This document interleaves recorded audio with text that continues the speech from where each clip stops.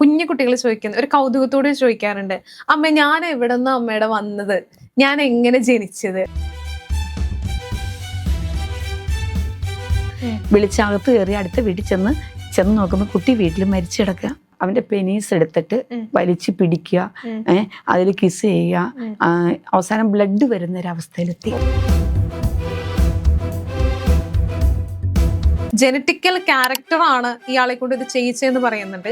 At the same time നമ്മുടെ സൊസൈറ്റിക്കും ഇതിനൊരു പങ്കുണ്ട്. യൂട്രസിനുള്ളൊരു പഴുതാര ചത്തിരിക്കുന്നു. ഇപ്പോൾ വേറെ പുറത്തുനിന്നൊരു വ്യക്തി വന്ന് കൊച്ചിനെ ശരീരത്തിന്റെ ഏതെങ്കിലും ഭാഗത്ത് തൊടുവാണെങ്കിൽ ബാഡാണെങ്കിൽ കൊച്ചു പറയും നോ, ബാഡ് ടച്ച്. ഇവർ സെർച്ച് ചെയ്യാൻ തുടങ്ങും എന്താണ് സെക്സ്. പെൺകുട്ടികൾ ഒട്ടും സുരക്ഷിതരല്ല.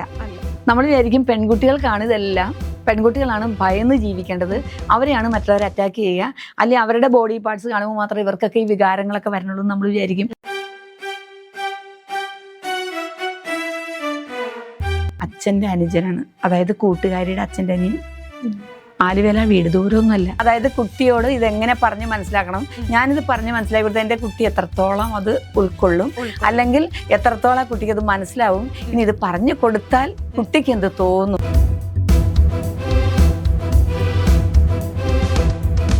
നമ്മുടെ കുട്ടികളുടെ ഭാവി രൂപപ്പെടുത്തുന്നത് ശരിക്കും സ്കൂളിൽ നിന്നാണോ അതോ വീട്ടിൽ നിന്നാണോ? നമ്മുടെ മാതാപിതാക്കൾ പലപ്പോഴും നമ്മുടെ കുട്ടികളോട് സംസാരിക്കാൻ മടിക്കുന്ന ഒരു സെൻസിറ്റീവ് ആയിട്ടുള്ള വിഷയമാണ് സെക്സ് എഡ്യൂക്കേഷൻ. എന്താണ് സെക്സ് എഡ്യൂക്കേഷൻ എന്നുള്ളതിൽ കൃത്യമായിട്ടുള്ള ധാരണ ഇപ്പോൾ നമ്മുടെ മലയാളികൾക്ക് ഇല്ല എന്ന് തന്നെ എടുത്തു പറയേണ്ടതാണ്. അതോടൊപ്പം ഇമ്പോർട്ടൻ്റ് ആയിട്ടുള്ള മറ്റൊരു ടോപ്പിക്കാണ് പാരന്റിങ്. പല വീടുകളിലും ഈ സെക്സ് എഡ്യൂക്കേഷൻ ആൻഡ് പാരന്റിങ് കൃത്യമായിട്ടല്ല നടക്കുന്നതെന്ന് ഇപ്പോഴത്തെ പല പഠനങ്ങളും രേഖപ്പെടുത്തുന്നുണ്ട്. സോ ഇന്നത്തെ പോഡ്കാസ്റ്റിൽ നമ്മൾ ഡിസ്കസ് ചെയ്യാൻ പോകുന്ന 2 ടോപ്പിക്കാണ് സെക്സ് എഡ്യൂക്കേഷൻ ആൻഡ് പാരന്റിങ്. ഈ ഒരു വിഷയത്തിൽ ഇതിനെക്കുറിച്ച് ആധികാരികമായി സംസാരിക്കാനും നിരവധി എഡ്യൂക്കേഷണൽ ഇൻസ്റ്റിറ്റ്യൂട്ടുകളിലും കോളേജുകളിലും ഇതിനെക്കുറിച്ച് ക്ലാസ്സുകൾ എടുക്കുന്ന ഒരു മാമാണ് നമ്മുടെ കൂടെ ഉള്ളത്. നമ്മോടൊപ്പം ഉള്ളത് രമ വിയ. Ma'am, welcome to the show. Thank you. Okay, എത്ര വർഷമായിട്ട് ഈ ഒരു ഫീൽഡിൽ വർക്ക് ചെയ്യുന്നുണ്ട്? ഞാൻ ഫീൽഡിൽ 10-16 വർഷമായിട്ട് ഞാൻ സ്കൂളുകളിൽ, കോളേജുകളിൽ, മറ്റുള്ള മിക്കവാറും യോഗങ്ങളിലെല്ലാം ക്ലാസ്സുകൾ എടുക്കുന്നുണ്ട്. ശരിക്കും ഒരു നേഴ്സാണ് അല്ലേ? നേഴ്സാണ്. ഓക്കെ, നമ്മൾ ഡിസ്കസ് ചെയ്യുന്നത് സെക്സ് എഡ്യൂക്കേഷനെ കുറിച്ച് തന്നെയാണ്. ഈ സെക്സ് എഡ്യൂക്കേഷൻ എന്ന് പറയുമ്പോൾ ആളുകൾക്കൊരു തെറ്റിദ്ധാരണയുണ്ട്. കാരണം ഈ ഒരു ക്ലാസ്സിൽ ലൈംഗികതയെ മാത്രമാണ് നമ്മൾ ആസ്പദമാക്കിയാണ് സംസാരിക്കുന്നത് എന്നുള്ളൊരു ധാരണ പലർക്കും ഉണ്ട്. അപ്പോൾ കുട്ടികൾ അതിനെക്കുറിച്ച് കൂടുതൽ അറിയുന്നു, അത് കുട്ടികളിൽ തെറ്റായിട്ടുള്ള രീതികളിലേക്ക് എത്തിപ്പെടാനായിട്ട് ചാൻസസ് ഉണ്ട്. ശരിക്കും എന്താണ് സെക്സ് എഡ്യൂക്കേഷൻ? സെക്സ് എഡ്യൂക്കേഷൻ എന്ന് പറഞ്ഞാൽ നമ്മൾ അത് മറ്റുള്ളവരുടെ മുമ്പിൽ നമ്മൾ ഒളിച്ചു വെക്കുന്നതോ മറച്ചു വെക്കേണ്ട ഒരു കാര്യമല്ല. കൊച്ചു കുട്ടികളായിരിക്കുമ്പോൾ തന്നെ സെക്സ് എഡ്യൂക്കേഷൻ എന്താണെന്നും സെക്ഷൽ ഓർഗൻസ് എന്താണെന്നും എന്താണ് അതുകൊണ്ട് ഉദ്ദേശിക്കുന്നതെന്നും എന്താണ് അത് മനസ്സിലാക്കിയിരിക്കേണ്ടതെന്നും വേറെ അബദ്ധങ്ങളിലേക്കൊന്നും പോകാതെ കൊച്ചുങ്ങൾക്ക് കുഞ്ഞു പ്രായത്തിൽ തന്നെ, അത് എൻ്റെ അഭിപ്രായത്തിൽ പറയുന്നത് 3 വയസ്സാകുമ്പോൾ തന്നെ കുട്ടിയെ പറഞ്ഞു പഠിപ്പിക്കണമെന്നാണ്. അപ്പോൾ ഒരു കുട്ടിക്ക് സെക്സ് എഡ്യൂക്കേഷൻ കൊടുക്കേണ്ട പ്രായം ശരിക്കും 3 വയസ്സ് മുതലേ സ്റ്റാർട്ട് ചെയ്യണം. പക്ഷെ എന്തുകൊണ്ടാണ് പല പാരൻസും കുട്ടികളോട് ഓപ്പൺ അപ്പ് ആയിട്ട് ഇതിനെക്കുറിച്ച് സംസാരിക്കാത്തത്? അത് നമ്മുടെ സൊസൈറ്റിയുടെ ശരിക്കും ഒരു പ്രശ്നമാണോ? ഇപ്പോൾ ഫോർ എക്സാമ്പിൾ പറയുവാണെങ്കിൽ, ഇപ്പം ഞാനൊരു 90s കിഡാണ്. എൻ്റെയൊക്കെ മാതാപിതാക്കൾ, പാരൻസ്, ഇപ്പം നമ്മൾ അതിനെക്കുറിച്ച് സംസാരിക്കുമ്പോൾ നമ്മളോട് പൊതുവെ പറയാറുള്ള ഒരു കാര്യം എന്താ, നിങ്ങൾ വലിയതായി കഴിയുമ്പോൾ ഇതിനെക്കുറിച്ച് അറിയും. അപ്പോൾ നമ്മൾ വിചാരിക്കും സ്കൂളിലായിരിക്കും ഇത് പഠിപ്പിക്കുന്നത്. അപ്പോൾ സ്കൂളിൽ ചെന്ന് കഴിയുമ്പോഴത്തേനും ടീച്ചർ, ആ ഒരു സമയത്തുള്ള ടീച്ചേഴ്സ്, ഇപ്പോഴത്തെ കാര്യമല്ല ഞാൻ പറയുന്നത്, നമ്മൾ ആ ഒരു ചാപ്റ്റർ, റീപ്രൊഡക്റ്റീവ് ഓർഗൻസിനെ റിലേറ്റ് ചെയ്യുന്ന ചാപ്റ്റർ നമ്മളോട് പറയും, ഇത് നിങ്ങൾ വായിച്ച് മനസ്സിലാക്കി മതി, ഞങ്ങൾക്ക് അതിനെക്കുറിച്ചൊന്നും പറഞ്ഞു തരാനില്ല. പിന്നെ സയൻസ് ഒക്കെ എടുക്കണമെന്നുള്ള രീതിയിൽ +1 +2 ഒക്കെ ആകുമ്പോൾ സയൻസ് സബ്ജക്റ്റ് എടുത്തവരാണെങ്കിൽ ഇതിനെക്കുറിച്ച് കൂടുതൽ അറിയും. അപ്പോൾ ശരിക്കും സെക്സ് എഡ്യൂക്കേഷൻ്റെ ഒരു പ്രാധാന്യം എന്താണ്? സെക്സ് എഡ്യൂക്കേഷൻ സ്കൂളിൽ നിന്ന് അല്ല പഠിപ്പിക്കേണ്ടത്. ശരിക്കും നമ്മളൊരു കുട്ടി ജനിച്ചു വന്നു കഴിഞ്ഞാൽ, ഒരു പെൺകുട്ടി ആയാലും ആൺകുട്ടി ആയാലും സെക്സ് എഡ്യൂക്കേഷൻ കൊടുക്കേണ്ടത് കുട്ടിയുടെ വീട്ടിൽ നിന്ന് തന്നെയാണ്. അവരുടെ പേരൻസ് ആണ് ഇത് പഠിപ്പിച്ചു കൊടുക്കേണ്ടത്. അത് ചെറിയ പ്രായത്തിൽ തന്നെ മറ്റുള്ളവരുടെ കയ്യിൽ നിന്നും മറ്റുള്ള മെസ്സേജസ് കിട്ടുമ്പോൾ അത് ശരിയായി കൊള്ളുന്നില്ല. അപ്പൊ ആ കുട്ടിയുടെ പേരൻസ് ആണ് ശരിക്കും എന്താണ് സെക്സ് എഡ്യൂക്കേഷൻ എന്ന് കുട്ടിയെ മനസ്സിലാക്കി കൊടുക്കേണ്ടത്, പറഞ്ഞു കൊടുക്കേണ്ടത്. നമ്മുടെ കേരളത്തിലെ പാരന്റ്സിന് ഇന്ന് അതിനെ കുറിച്ചുള്ള കൃത്യമായിട്ടുള്ള അവബോധം ഉണ്ടോ? എന്തൊക്കെ പറയണം, ഏത് പ്രായത്തിൽ പറയണം എന്നതിനെ കുറിച്ചുള്ള ഒരു ധാരണ ഉണ്ടെന്നാണ് വിശ്വസിക്കുന്നത്? ശരിയായ ധാരണ ഇപ്പൊ കുറച്ചൊക്കെ ആയിട്ടുണ്ടെങ്കിലും നേരത്തെ അങ്ങനെ ഇല്ല. കാരണം ഇല്ല വെച്ചാൽ അവർക്ക് ഒരു ഭയമാണ്. അതായത് കുട്ടിയോട് ഇതെങ്ങനെ പറഞ്ഞ് മനസ്സിലാക്കണം, ഞാനിത് പറഞ്ഞ് മനസ്സിലാക്കി കൊടുത്താൽ എൻ്റെ കുട്ടി എത്രത്തോളം അത് ഉൾക്കൊള്ളും, അല്ലെങ്കിൽ എത്രത്തോളം കുട്ടിക്ക് അത് മനസ്സിലാവും, ഇനി ഇത് പറഞ്ഞു കൊടുത്താൽ കുട്ടിക്ക് എന്ത് തോന്നും, അത് സമൂഹത്തിന് എന്ത് തോന്നും, എനിക്കത് അവരുടെ മുമ്പിൽ ഷെയിമായിട്ട് വരുന്നത് എങ്ങനെയെങ്കിലും പഠിച്ചോളും. ഓക്കെ, അപ്പൊ ഒരു കുട്ടിയെ സംബന്ധിച്ചിടത്തോളം ഇപ്പൊ ഞാൻ നേരത്തെ പറഞ്ഞു 3 വയസ്സിലാണ് സെക്സ് എഡ്യൂക്കേഷൻ സ്റ്റാർട്ട് ചെയ്യുന്നത്. അപ്പൊ ആദ്യമായിട്ട് പറഞ്ഞു മനസ്സിലാക്കി കൊടുക്കേണ്ടത് എന്താണ് സെക്സ് ഓർഗൻസ്, അത് എന്തൊക്കെയാണ് അതിന്റെ ഫംഗ്ഷൻ എന്നുള്ളതാണ്. ഇപ്പൊ കുഞ്ഞു കുട്ടികളോട് പറയാൻ നമുക്ക് കുറച്ച് ലിമിറ്റേഷൻ ഉണ്ട്. ഇപ്പൊ പല വീടുകളിലും അതിന്റെ കറക്റ്റ് ആയിട്ടുള്ള ഒരു വേർഡ് ആയിരിക്കില്ല യൂസ് ചെയ്യുന്നത്. നമ്മൾ പകരം പല പെറ്റ് നെയിം ഒക്കെ ഇട്ടാണ് പല സെക്സ് ഓർഗൻസിനെയും വിശേഷിപ്പിക്കാറ്. അപ്പൊ ഇത് കണ്ടുകൊണ്ടിരിക്കുന്ന കുഞ്ഞു കുട്ടികൾ ഉണ്ടാവാം, ടീനേജ് പ്രായത്തിലുള്ളവരുണ്ടാവാം, അവരെ കുറിച്ച് സെക്സ് ഓർഗൻസിനെ കുറിച്ച് ഡീറ്റെയിൽ ആയിട്ടൊന്ന് സംസാരിക്കാമോ? 3 വയസ്സെന്ന് ഞാൻ പറഞ്ഞപ്പോൾ നമ്മൾക്ക് കുട്ടിയെ കുറിച്ച് പറഞ്ഞു കൊടുക്കാനുള്ള പറ്റിയ അവസരം എന്ന് പറയുമ്പോൾ ആ കുട്ടിയെ കുളിപ്പിക്കുന്ന സമയത്താണ്. ഈ കുട്ടിയെ കുളിപ്പിക്കുമ്പോൾ എണ്ണ തേച്ച് കൊടുക്കും ശരീരത്ത്. ആ തേച്ച് കൊടുക്കുമ്പോൾ അമ്മയ്ക്ക് ചെയ്യാവുന്നത്, നമ്മൾ പറയും മാവയുടെ കണ്ണെവിടെയാന്ന് ചോദിക്കും, മൂക്ക് എവിടെയാന്ന് ചോദിക്കും, കൈ എവിടെ, വയറെവിടെ ചോദിച്ചു കഴിഞ്ഞാൽ നേരെ പോകുന്നത് കാലെവിടെ. പക്ഷെ അതിനിടയ്ക്ക് കുറച്ച് അവയവങ്ങളുള്ളത് ഓരോ അമ്മയും അത് വിട്ട് കളയും. പക്ഷെ അമ്മയ്ക്ക് ധാരണ അത് കുട്ടിയെ പറഞ്ഞ് പഠിപ്പിക്കണ്ട, അത് കുട്ടിക്ക് പറഞ്ഞു കൊടുക്കണ്ട എന്നുള്ളതാണ്. പക്ഷെ ഒരു കുഞ്ഞു ജനിച്ചു കഴിഞ്ഞ് അവളോ അവനോ ആരായാലും അത് വളർന്നു വരുന്ന സമയത്ത് ഓരോ ഓർഗനെ കുറിച്ചും പറഞ്ഞു കൊടുക്കുക എന്നുള്ളത്, അവരുടെ ഓർഗൻസ് എല്ലാം പറഞ്ഞു കൊടുക്കുക എന്നുള്ളത് അമ്മയുടെ ഉത്തരവാദിത്തമാണ്. അങ്ങനെ വരുമ്പോൾ നമ്മൾ ഓരോ അവയവങ്ങളെ കുറിച്ചും കുട്ടിക്ക് പറഞ്ഞു കൊടുക്കാം. അതിന് പറ്റിയ സമയം കുളിപ്പിക്കുന്ന സമയമായിരിക്കും കൂടുതൽ സമയം. അപ്പോൾ കുട്ടി കളിക്കുക, ചിരിക്കുക, എന്തെങ്കിലും പറയുമ്പോൾ നമ്മളെ അനുസരിക്കാൻ പറ്റിയ സമയം. അവർ കളിച്ചുകൊണ്ടിരിക്കുമ്പോഴോ സംസാരിച്ചുകൊണ്ടിരിക്കുമ്പോഴോ വേറെ എന്തെങ്കിലും കാര്യങ്ങളിൽ ഇടപെട്ടിരിക്കുമ്പോൾ ഇത് പറഞ്ഞെടുത്ത് എത്രത്തോളം അവർ മനസ്സിലാക്കുമെന്ന് പറയാൻ പറ്റില്ല. അപ്പോൾ ഈ സമയമാകുമ്പോൾ അവർ നമ്മളെ ശ്രദ്ധിക്കുന്ന സമയമാണ്. നമുക്ക് അവരെ ശ്രദ്ധിച്ചവരെ കാര്യങ്ങൾ പറഞ്ഞു കൊടുക്കാൻ പറ്റും. ഓരോ അവയവങ്ങളെ കുറിച്ച് നമ്മൾ പറയുമ്പോഴും നമുക്ക് തൊട്ട് കാണിച്ചു കൊടുക്കാം. ഇത് കണ്ണ്, ഇത് മൂക്ക്, ഇങ്ങനെ പറഞ്ഞു വരുമ്പോൾ നമ്മൾ ഓരോ അവയവങ്ങളും തൊട്ട് കാണിച്ചു കൊടുക്കാം. തൊട്ട് കാണിച്ചു കൊടുക്കും. കുട്ടിയുടെ മനസ്സിൽ നിന്ന് അത് പോവില്ല. ഇനി പെൺകുട്ടിയെ സംബന്ധിച്ചാണെങ്കിൽ അവരുടെ സെക്സ് ഓർഗൻസ് ഏതൊക്കെയാണെന്നുള്ളത് പേരെടുത്ത് പറഞ്ഞു കൊടുക്കാം. പേരെടുത്ത് പറഞ്ഞു കൊടുക്കുമ്പോൾ നമുക്കറിയാം ഈ ഉള്ളില് എല്ലാ അവയവങ്ങളും ഉള്ളതുപോലെ തന്നെ ഒരു അവയവമുണ്ട്, അത് യൂട്രസ് ആണ്. ആ യൂട്രസിന് 2 ട്യൂബ് ഉണ്ട്. അതിന് ഫെലോപ്പിൻ ട്യൂബ് എന്ന് പറയും, അല്ലെങ്കിൽ അണ്ടവാഹിനി കുഴൽ എന്ന് പറയും. അതിന്റെ അറ്റത്ത് 2 കൈ പോലത്തെ ഇതുണ്ട്, അത് ഓവറി എന്ന് പറയും. അത് കഴിഞ്ഞിട്ട് അവിടെ നിന്ന് ഇങ്ങോട്ട് വരുമ്പോഴാണ് സെർവിക്സിലേക്ക് ഇത് ഓപ്പണിംഗ് ആയിട്ട് ഒരു സഞ്ചി പോലത്തെ അവയവമാണ് യൂട്രസ്. അത് ഓപ്പണിംഗ് കൊടുത്തിരിക്കുന്നത് സെർവിക്സിലേക്കാണ്. സെർവിക്സിന് ഒരു കനാല് വന്നിട്ടാണ് വജൈനൽ കനാല്, അവിടെ നിന്നാണ് പുറത്തേക്ക്. അപ്പൊ ഈ ഇന്റേണൽ ഓർഗൻസ് എല്ലാം അകത്താണ് പെൺകുട്ടിയുടെ എന്നുള്ളത് അമ്മ പറഞ്ഞു കൊടുക്കണം. അതാണ് റീപ്രൊഡക്റ്റീവ് സിസ്റ്റം എന്ന് നമ്മൾ പറയുന്നത്. ഒരു ആൺകുട്ടിയെ സംബന്ധിച്ചാണെങ്കിൽ മറിച്ചാണ്, അവരുടെ സെക്ഷൽ ഓർഗൻസ് എല്ലാം പുറത്താണ്. അപ്പൊ പറഞ്ഞു കൊടുക്കാം ഇതാണ് സെക്ഷൽ ഓർഗൻസ്, അത് പെനീസാണ്, ടെസ്റ്റിസാണ്. നമ്മൾ ഓരോ അവയവങ്ങളെ കുറിച്ചും അവർക്ക് പറഞ്ഞു കൊടുക്കാം. കുട്ടിക്ക് ചെറിയ പ്രായത്തിൽ നമ്മൾ എന്ത് പറഞ്ഞു കൊടുത്താലും അവരുടെ മനസ്സിൽ അത് പതിഞ്ഞു കിടക്കും. പിന്നെ പുറത്തുനിന്ന് ഫ്രണ്ട്സ് അല്ലെങ്കിൽ വേറെ അറിവ് വെച്ച് വരും, ഓരോ പ്രായത്തിനനുസരിച്ച് കൂട്ടുകാരെന്തെങ്കിലും പറഞ്ഞാലോ വേറെ ആരെങ്കിലും പറഞ്ഞു കൊടുത്താലും കുട്ടിക്ക് അമ്മ പറഞ്ഞു കൊടുത്തത് മനസ്സിൽ നിന്ന് പോവില്ല. അപ്പൊ അതുകൊണ്ട് കുട്ടിക്ക് കൃത്യമായിട്ട് ഓരോ അവയവം പറഞ്ഞു കൊടുക്കാൻ പറ്റിയ പ്രായം ഇത് മുതൽ മുന്നോട്ട് സ്റ്റെപ്പ് ബൈ സ്റ്റെപ്പായിട്ട് അവരുടെ വളർച്ചാ ഘട്ടത്തിനനുസരിച്ച് നമ്മൾ പറഞ്ഞു കൊടുത്തുകൊണ്ടേയിരിക്കുക. അവര് അത് മനസ്സിലാക്കിയോളും. ഇപ്പോൾ നമ്മള് കുഞ്ഞു കുട്ടികൾ ചോദിക്കുന്ന ഒരു കൗതുകത്തോടെ ചോദിക്കാറുണ്ട്, അമ്മ ഞാൻ എവിടെ നിന്ന് അമ്മയുടെ വന്നത്, ഞാൻ എങ്ങനെ ജനിച്ചത്?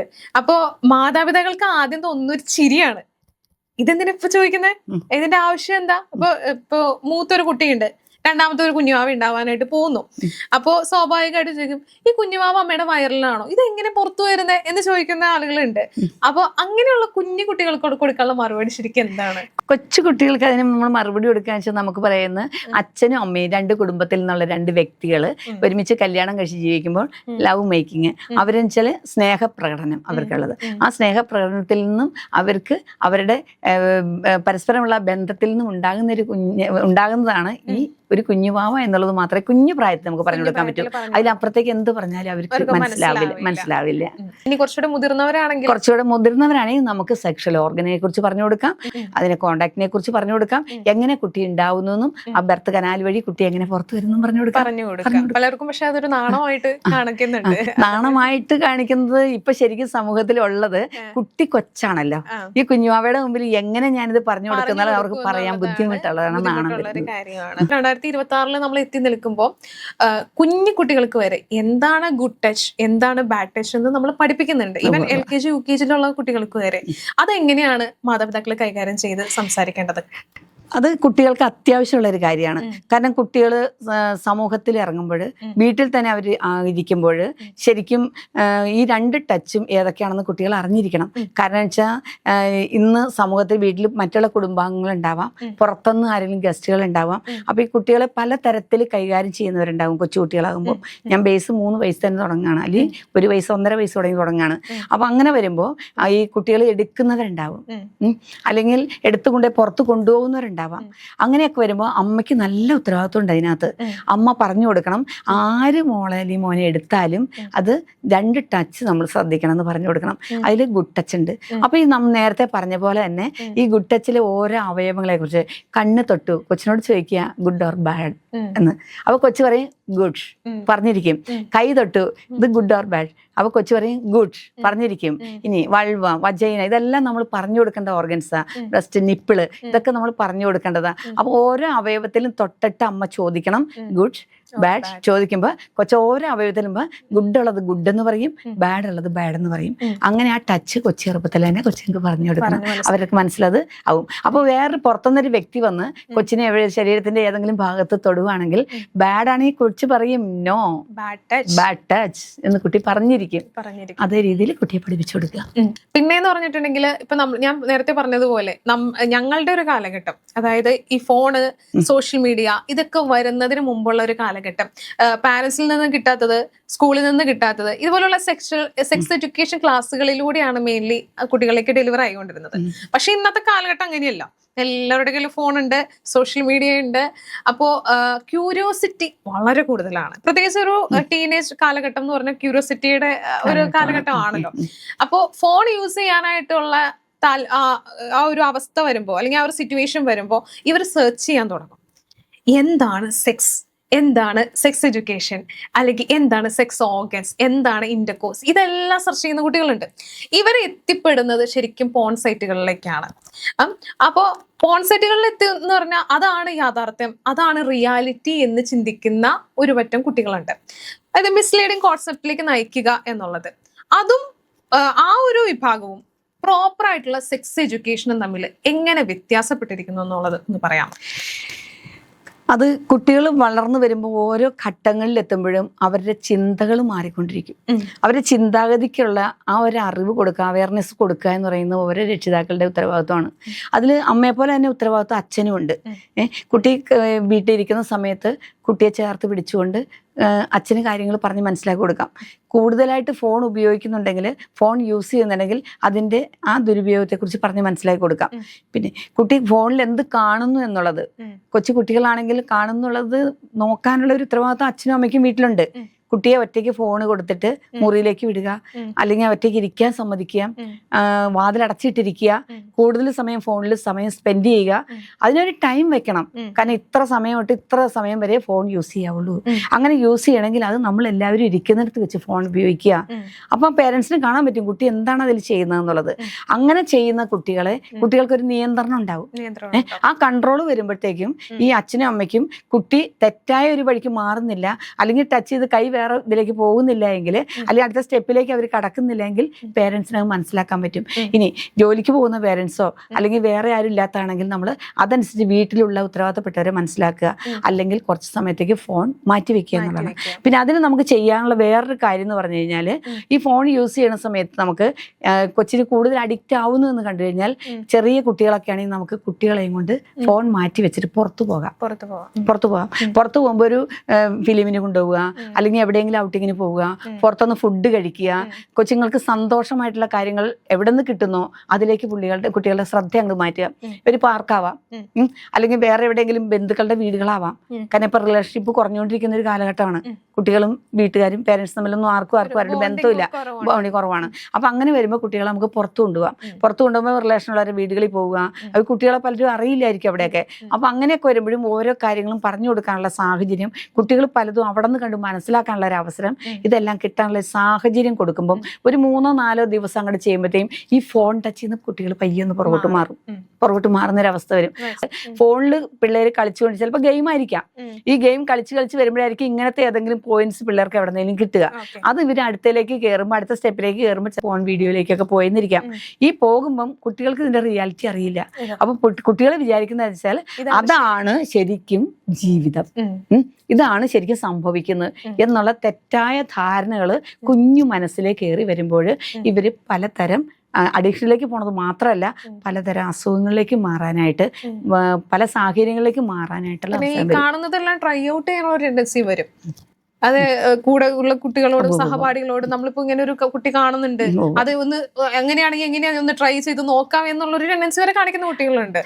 അത് അങ്ങനത്തെ സിറ്റുവേഷൻ ഒക്കെ വരുമ്പോ ഉണ്ട്. അത് ഞാൻ വർക്ക് ചെയ്യുന്ന സമയത്ത്, ഞാനിപ്പം തൃശ്ശൂർ ജില്ലയിൽ വർക്ക് ചെയ്യുന്ന സമയത്ത് എനിക്കൊരു അനുഭവം ഉണ്ട്. അംഗൻവാടിയിൽ കുട്ടികൾ വരുന്നുണ്ട്. അപ്പോൾ ഇവിടെ വീട്ടിൽ ഇതുപോലത്തെ സാഹചര്യങ്ങളൊക്കെ നേരിട്ട് കണ്ട കുട്ടി അംഗൻവാടി ചെന്ന് മറ്റുള്ള കുട്ടികൾ, ഇപ്പോൾ ആൺകുട്ടിയാണെങ്കിൽ പെൺകുട്ടിയാണ് അങ്ങോട്ടേ കെട്ടിപ്പിടിക്കാന്ന്, ശരിക്കും കിസ് ചെയ്യുക, അവരെ മറച്ചിട്ട് മേത്ത് കയറി കിടക്കുക, ഇങ്ങനത്തെയൊക്കെ ചെയ്യുന്ന ഒരു അംഗൻവാടി എനിക്കറിയാം. കാരണം ഞാനത് കണ്ട് ടീച്ചർ എന്നോട് പറഞ്ഞു, അവിടുത്തെ ടീച്ചർ എന്നോട് പറഞ്ഞിട്ട് ഞാനത് കറക്റ്റ് ചെയ്ത് കൊടുത്തിട്ടുണ്ട്. ആ പേരൻസിനെ വിളിച്ച് കൃത്യമായിട്ട് കാര്യങ്ങൾ പറഞ്ഞിട്ടുണ്ട്. കാരണം പേരൻസിന് ഇങ്ങനെ അനുകരിക്കാൻ സാധ്യതയുള്ള ഒരു സാഹചര്യം കുട്ടികളിൽ നിന്ന് ഒഴിവാക്കാൻ പ്രൈവസിയാണ് അവർ ചോദിക്കുമ്പോൾ എടുത്തു പറയേണ്ട ഒരു കാര്യമാണ്. നമ്മള് ഇപ്പോ അച്ഛനും അമ്മയും ഒരു കുട്ടിയുള്ള ഒരു വീട്ടില് ഈ പറഞ്ഞ പോലെ സെക്ഷൽ ആക്ടിവിറ്റികൾ ചെയ്യണം എന്നുള്ളത് അത് അവരുടെ ഒരു പ്രൈവസിയാണ്. പക്ഷെ നമ്മൾ കുട്ടിയെ മാറ്റിക്കിടത്തേണ്ട ഒരു സമയമുണ്ട്. ഇത്ര വയസ്സിൽ നമ്മൾ നമ്മുടെ കുട്ടീനെ ശരിക്കും ആ ബെഡ്റൂമിൽ നിന്ന് മാറ്റണം, അവരെ സെപ്പറേറ്റ് ഒരു റൂമിലേക്ക് മാറ്റണം എന്നുള്ളൊരു സമയം ശരിക്കും എത്ര വയസ്സിലാണ്? അത് 3 വയസ്സ് തന്നെ തുടങ്ങാം. 3 വയസ്സ് തന്നെ തുടങ്ങാം. കാരണം 3 വയസ്സിലൊക്കെ ഇവരുടെ ബ്രെയിൻ ശരിക്കും വർക്ക് ചെയ്ത് തുടങ്ങുന്ന ഒരു പ്രായമാണല്ലോ. അപ്പൊ കുട്ടികൾ ഉറങ്ങുന്നതായിട്ട് അഭിനയിച്ച് കിടക്കുന്ന കുട്ടികൾ വരെയുണ്ട്, അഭിനയിച്ച് കിടക്കുന്ന കുട്ടികളുണ്ട്. അപ്പം പേരൻസ് വിചാരിക്കുന്നത് ശരിക്കും കുട്ടി ഉറങ്ങിയെന്നാണ്. പക്ഷെ അങ്ങനെയൊക്കെ ഒത്തിരി കാര്യങ്ങൾ എൻ്റെ സർവീസിൽ എനിക്ക് അനുഭവങ്ങളിൽ ഞാൻ കേട്ടിട്ടുണ്ട്. ഒത്തിരി പേരെന്നോട് പറഞ്ഞിട്ടുണ്ട്, ഒരുപാട് ക്ലാസ്സുകളിൽ നിന്ന് ഞാൻ കേട്ടിട്ടുണ്ട്. അപ്പോൾ അതെല്ലാം വെറും നമ്മുടെ ഒരു മിഥ്യാധാരണയാണ് ശരിക്കും പറഞ്ഞാൽ. അപ്പം അതുകൊണ്ട് ഇതില്ലാതാക്കണമെങ്കിൽ നമ്മളൊരു ചെറിയ പ്രായത്തിൽ തന്നെ കുട്ടികൾക്ക് അതിനുള്ള എഡ്യൂക്കേഷൻ കൊടുത്തുകൊണ്ട് അവരെ അവെയർ ആക്കിക്കൊണ്ട് നമ്മൾ കുട്ടികളെ മാറ്റി തന്നെയാണ്. പിന്നെ നമ്മൾ പറയുമ്പോൾ ഒരു ടീനേജ് കാലഘട്ടത്തിലുള്ള പ്രശ്നങ്ങളാണ് ഏറ്റവും കൂടുതലായിട്ട് കണ്ടുവരുന്നത്. പ്രശ്നങ്ങൾ അതൊരു ഡെവലപ്മെന്റൽ സ്റ്റേജ് ആണ്. ശരിക്കും ന്യൂ ബോൺ കഴിഞ്ഞ് നമ്മൾ കുറച്ചുകൂടെ ഡെവലപ്മെന്റ് ആയ ടോട്ടൽ സ്റ്റേജ് കഴിഞ്ഞ് പിന്നെ വരുന്നത് അഡോളസൻസ് ആണ്. അഡോളസൻസിനകത്താണ് ശരിക്കും സെക്ഷൽ ആക്ടിവിറ്റികളുടെ ഡെവലപ്മെന്റ്, അതായത് പ്രൈമറി സെക്ഷൽ ക്യാരക്ടേഴ്സിന്റെ ഡെവലപ്മെന്റ് നമ്മൾ പറയുന്നത്. അപ്പൊ ആൺകുട്ടികളിലാണെങ്കിലും പെൺകുട്ടികളിലാണെങ്കിലും രണ്ട് രീതിയിലാണ് ഡെവലപ്മെന്റ് നടക്കുന്നത്. അപ്പോൾ ഫിസിക്കലായിട്ട് നമ്മുടെ ശരീരത്തിന് ഇപ്പൊ ഒരു പെൺകുട്ടിക്ക് ഫിസിക്കലായിട്ട് ബ്രസ്റ്റ് ഡെവലപ്മെന്റ് തുടങ്ങുന്ന, പ്യൂബിക് ഹെയറിന്റെ ഫോർമേഷൻ സ്റ്റാർട്ട് ചെയ്യുന്ന, ഈവൻ പീരിയഡ്സ് സ്റ്റാർട്ട് ചെയ്യുന്ന ഒരു സ്റ്റേജ്. അപ്പൊ അമ്മമാർക്ക് അല്ലെങ്കിൽ അമ്മയാണെങ്കിലോ അച്ഛനാണെങ്കിലോ അവർക്ക് എങ്ങനെയാണ് ഈ ഒരു സ്റ്റേജിനെ കുറിച്ചിട്ട് കുട്ടികളോട് പറഞ്ഞു കൊടുക്കാൻ പറ്റുന്നത്? അത് കുട്ടികളെന്ന് വെച്ചാൽ പണ്ടൊക്കെ വെച്ചിട്ടുണ്ടെങ്കിൽ നമ്മൾ അഡോളസെന്റ് ഗ്രൂപ്പിൽ അല്ലെങ്കിൽ കൗമാരത്തിലേക്ക് കടക്കുക എന്ന് പറയുന്നത് ശരിക്കും 10 to 19 years ആണ് കൗമാരപ്രായമായിട്ട് എടുത്തിരുന്നത് പണ്ടൊക്കെ. കാരണം ഒരു കുട്ടി പീരിയഡ്സ് ആവുക അല്ലെങ്കിൽ മെനാർക്കി ആവുക എന്ന് പറയുന്നത് 10 വയസ്സ് തുടങ്ങിയായിരുന്നു പണ്ടൊക്കെ. ഇപ്പൊ ആ സ്റ്റേജിൽ നിന്ന് ഇന്നത്തെ ഭക്ഷണ രീതി അനുസരിച്ച്, ജീവിത സാഹചര്യങ്ങൾ അനുസരിച്ച്, ക്ലൈമറ്റ് അനുസരിച്ച് ഇതെല്ലാം ചേഞ്ച് വരുന്നുണ്ട്. അങ്ങനെ വരുമ്പോൾ കുട്ടികൾക്ക് 8 വയസ്സ് തുടങ്ങി ഇന്ന് പീരിയഡ്സ് ആവുന്ന കുട്ടികളുടെ സ്റ്റാർട്ട് ചെയ്യുന്ന കുട്ടികളുണ്ട്. അങ്ങനെ വരുമ്പോൾ ഇവർക്ക് ഭയങ്കര ടെൻഷനും ഭയങ്കര പേടി, ഇതെന്താണെന്നൊരു ഒരു ആകെ ഒരു ബുദ്ധിമുട്ടുണ്ടാകുന്ന ഒരു അവസ്ഥയുണ്ട്. അവിടെ ഫുൾ സപ്പോർട്ടായിട്ട് നിൽക്കേണ്ടത് പേരൻസ് പേരൻസ് ആണ്, അമ്മയാണ്. അപ്പൊ കുട്ടിക്ക് വരാവുന്ന ചേഞ്ചസിനെ കുറിച്ച് ഞാൻ പറഞ്ഞു വരുവാണെങ്കിൽ ഇതിന് മുൻപേ കുട്ടിയെ പഠിപ്പിച്ചിരിക്കണം.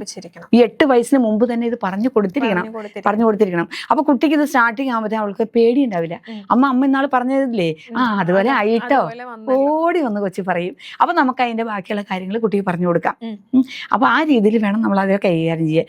അതായത് ഇപ്പൊ ആൺകുട്ടികൾക്ക് നമ്മൾ പറയുന്ന പീരിയഡ്സ് ഇല്ല, അപ്പൊ ആൺകുട്ടികൾക്കും ഈ പറഞ്ഞ പോലെ മാറ്റങ്ങൾ വരും.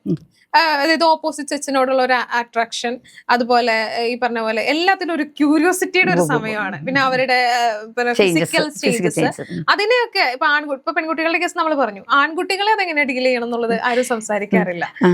പെൺകുട്ടികളെ സംബന്ധിച്ചിപ്പം ബ്രസ്റ്റ് ചേഞ്ചിങ് ആണല്ലോ ഫസ്റ്റ് പറഞ്ഞത്. പക്ഷെ ഞാൻ പറഞ്ഞു ബ്രസ്റ്റ് ചേഞ്ചിങ് അല്ല ഫസ്റ്റ് വരുന്ന ചേഞ്ച്. ഫസ്റ്റ് വരുന്ന ചേഞ്ച് ഹൈറ്റ് ആണ്. അതിപ്പം ഇവര് കൗമാരത്തിലേക്ക് കടക്കുന്ന സമയത്ത് ഇവർക്ക് പെട്ടെന്ന് പൊക്കം വെക്കുക, അല്പം വണ്ണം വെക്കുക എന്നുള്ള കാര്യം. അപ്പൊ പിന്നെ ബോഡിക്ക് ഷേപ്പ് വരിക എന്നുള്ള വരിക.